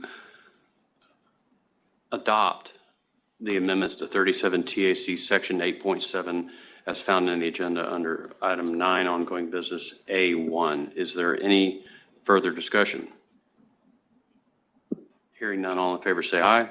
Aye. All opposed, same sign. Motion passes. Thank you, Director Martin.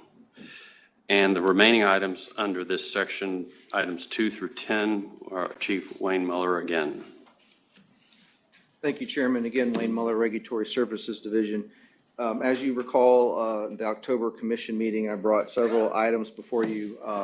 Just very quickly in summary, they pertain to the vehicle inspection and the private security programs within the division. There were some amendments having to do with, under vehicle inspection, having to do with the inspection items as they relate to automated and electric vehicles, and also some adjustments to the vehicle inspections violations and penalty schedule. Under the private security program, there was a new rule which would prohibit licensees from refusing service to customers based on the customer not being COVID-19 vaccinated, and that was in compliance with the statutory change last session. There were also some adjustments to the penalty schedule within the private security program. There was also a rule that was to clarify some language regarding a private investigator who was serving a warrant on behalf of a bail bond surety to create some clarity for the public there.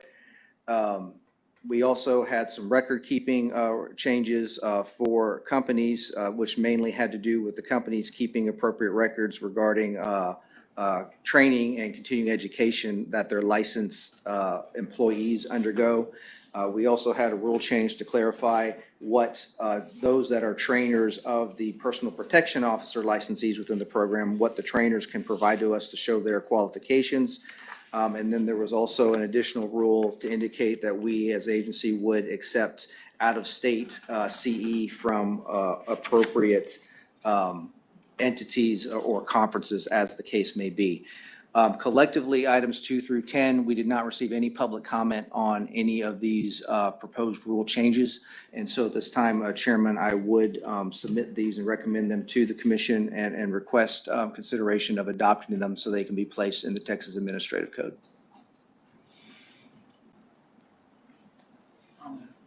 I have a motion from Commissioner Blair. Do we have a second? Second.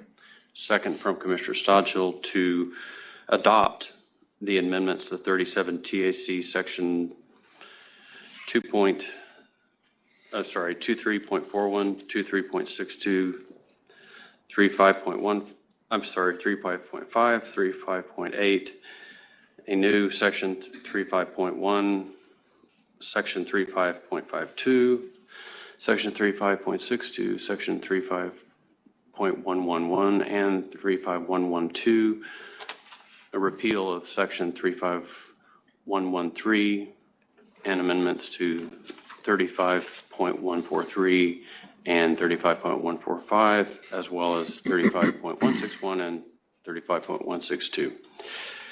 Is there any discussion on those? Hearing none, all in favor say aye. Aye. All opposed, same sign. Motion passes. Thank you, Chief.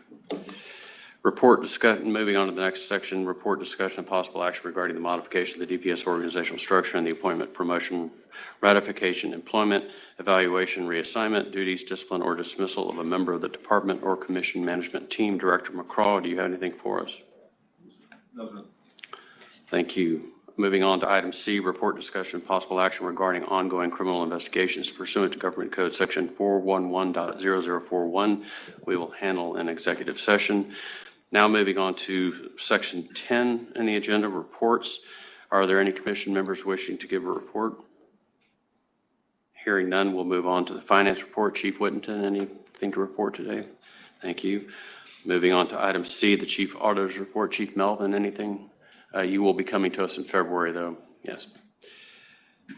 And any division reports today under item D? We'll move on to item 11. There is a division report. There is a division report.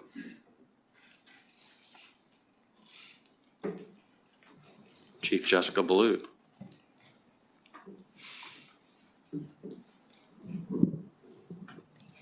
Good morning, Commissioners. Jessica Ballou, Chief of Infrastructure Operations Division. As you will likely recall, the Sunset Advisory Commission Staff Report Recommendation 7.1 gave us guidance that we should provide an annual assessment and report of DPS contract best practices and trends to our Public Safety Commission. So today we're here to present our second annual assessment to you. The next slide. I'd like to start out by assuring you that DPS continues to adhere to all state requirements as it pertains to procurement and contracting practices and processes. As you likely are aware, our agency in particular doesn't have any exemptions from any of these processes. And given the critical nature of our mission and the need to be able to respond immediately to threats, and therefore very swiftly internally in a supporting division, that can present some challenges. So I'm very thankful to our internal partners, especially OGC, Finance and IT, Cyber, our external partners at the Comptroller of Public Accounts and the Department of Information Resources, because they all help us out very tremendously through their support work and knowledge on these efforts. Procurement and contracting really is a team sport. So I'm very proud of our team, by the way. I think that they've done an excellent job of finding the right balance to meet the needs of the mission while ensuring that we're honoring all the rules. And Michael Parks, who I have with me today, is our new procurement and contract director. He's been in that role for several months now, but he has driven improvements to really find the right balance between strengthened controls and an efficient and more nimble process that will help us meet the objective of the mission and continue to make sure that the spirit of the law is always the driving force behind what we do and how we do it. And so I would like to thank Michael and his team for all their great work. And I turn it over to him now to actually present the assessment to you. Thank you. Next slide, please. Michael, you've provided us with a copy of the report. Is this what you'll be going through? Yes. Annual assessment? Yes. Okay, thank you. You have the complete report. What I wanted to provide with you or provide to you this morning is just some of the highlights of the activities that are contained within the report. And best practices that that took place during fiscal year 21 included this list of items that are here. I just want to highlight a few. The Contract Review Board and ECRB was very instrumental and the use of that was very instrumental in ensuring that we are in compliance with our purchases and that also the agency is getting best value for the things we do. The board, both ECRB and CRB, effectively allowed us to review, analyze, and make sure that the appropriate activities took place in procuring major contracts. Secondly, we painstakingly enhanced what we did as far as needs assessments and cost benefits analysis. Instead of continuing to purchase just because we always have, we placed emphasis on looking at finding ways to ensure that the agency is spending dollars appropriately and that we're getting the best value.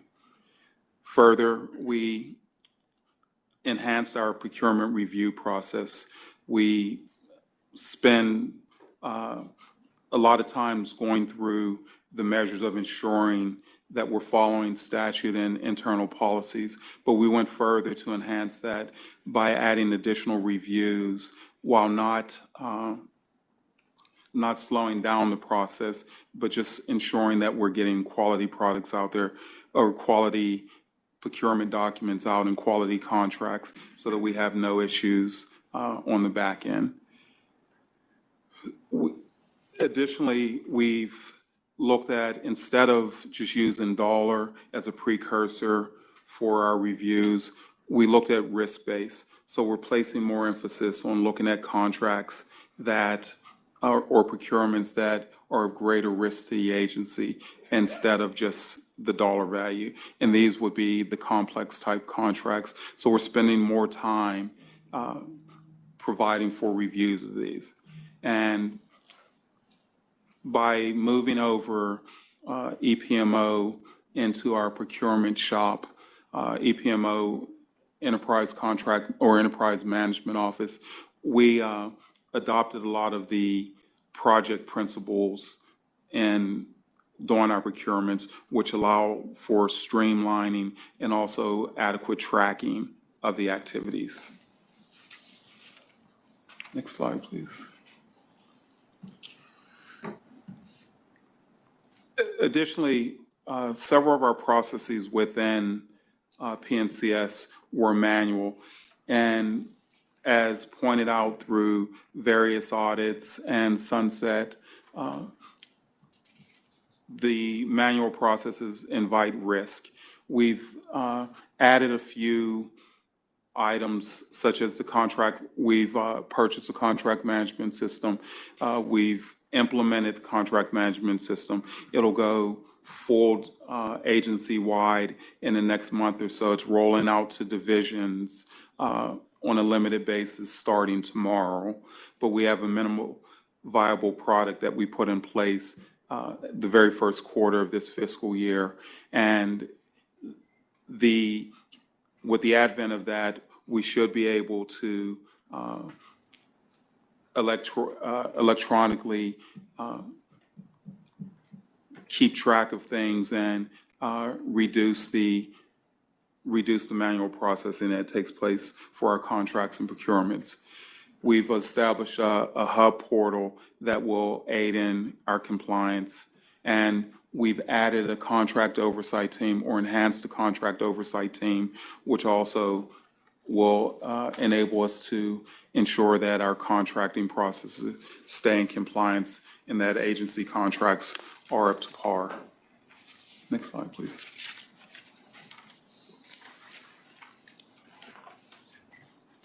DPS is committed to the hub program, and the numbers here may look to be may not look to be great.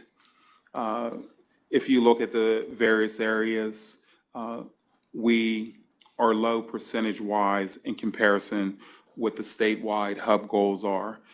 What's not on this chart is we've spent about $30 million with hubs, and that $30 million with hubs is made up of about $29 million in direct spend with hubs.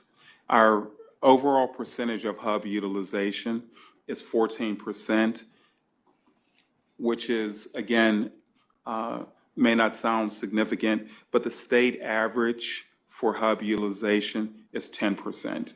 And so DPS being at 14%, I think shows our commitment, and we will continue our commitment to the hub program. Next slide, please.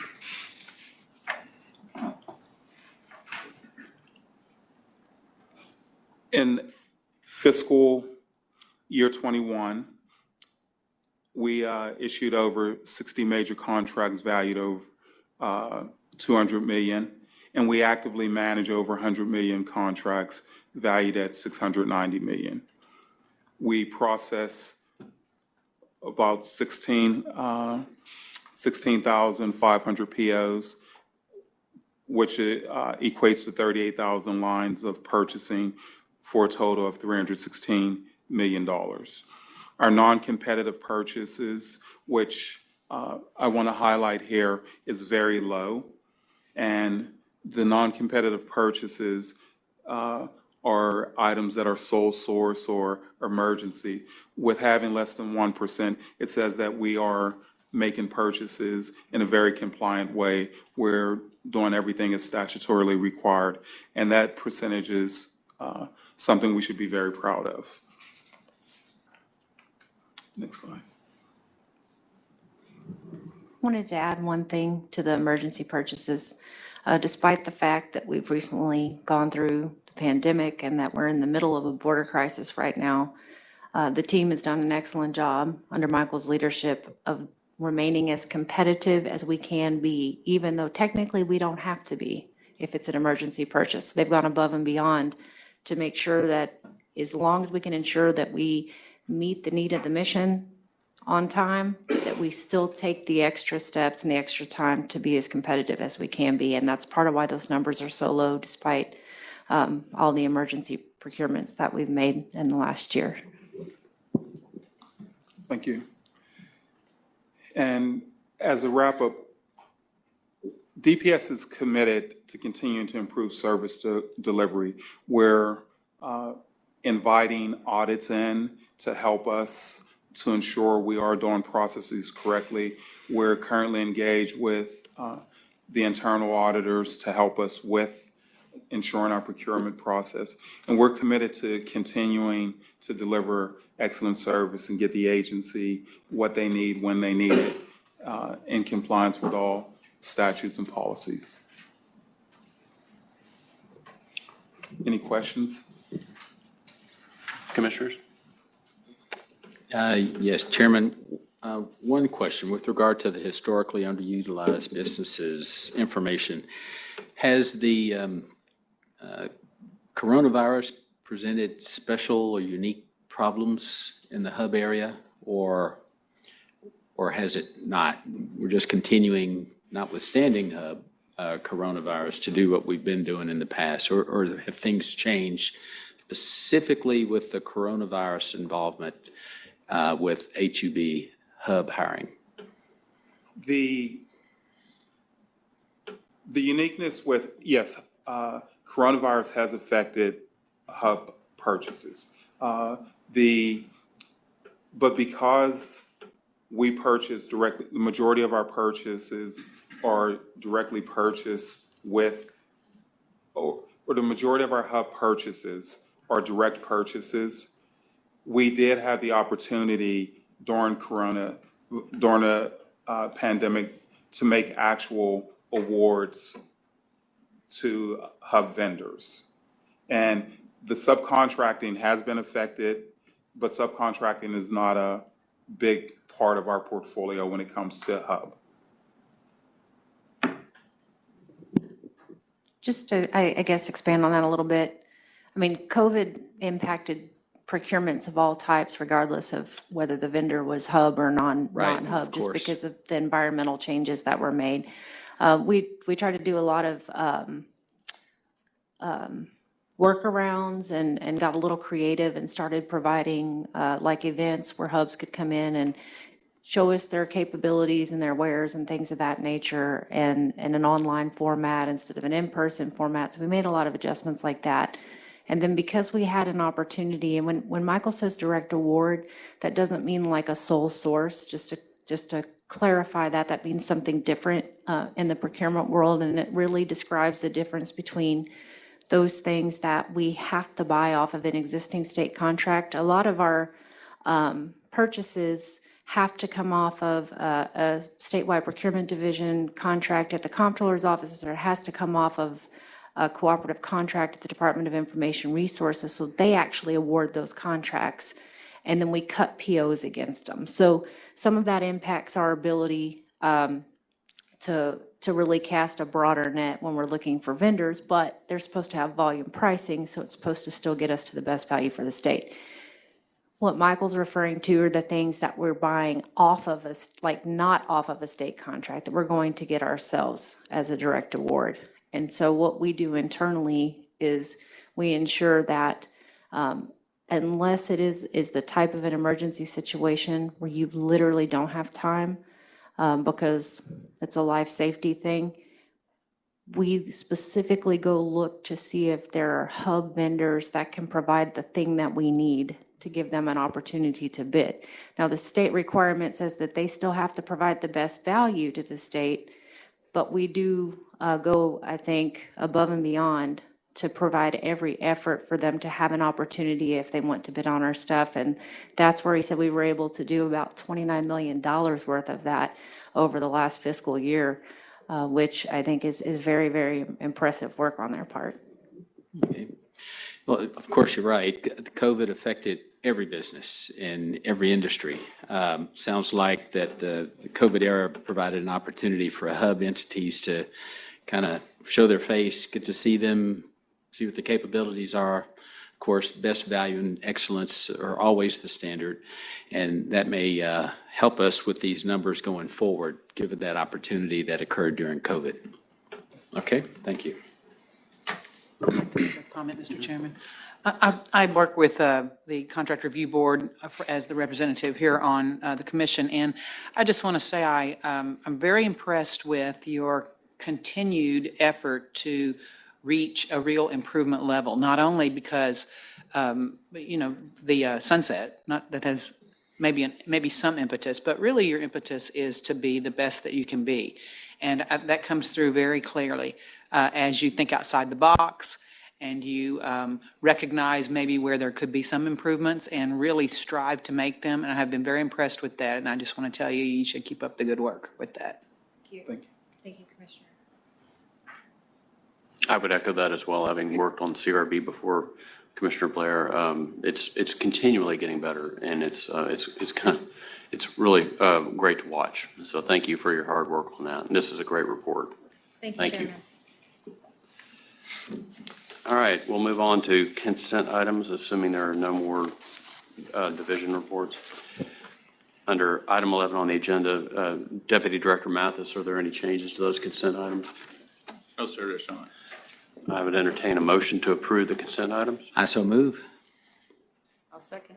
We have a motion to approve all items under Section 11 consent items. That motion comes from Commissioner Wainwright and is seconded by Commissioner Blair. Is there any further discussion? Hearing none, all in favor say aye. Aye. Aye. All opposed, same sign. Motion passes. Items for future agenda, commissioners, please get with Sophie or Phil on any items that you would like to see included on the next agenda.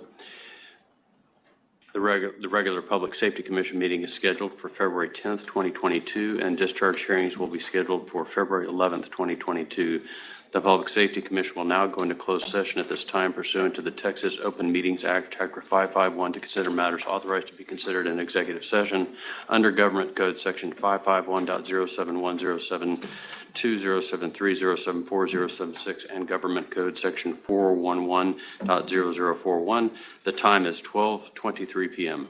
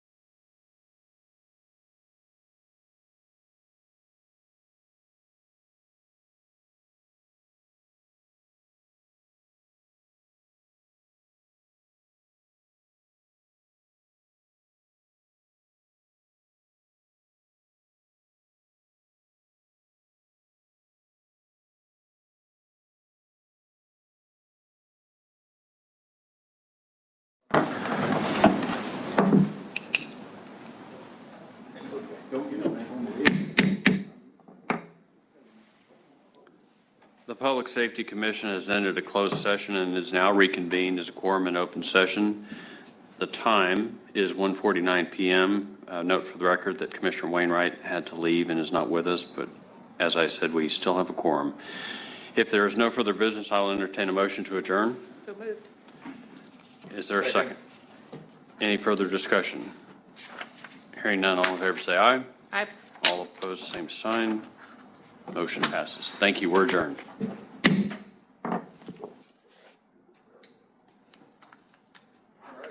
a.m. tomorrow morning. Yep. So are you going to the hotel? Because my husband had meatloaf with my sister and I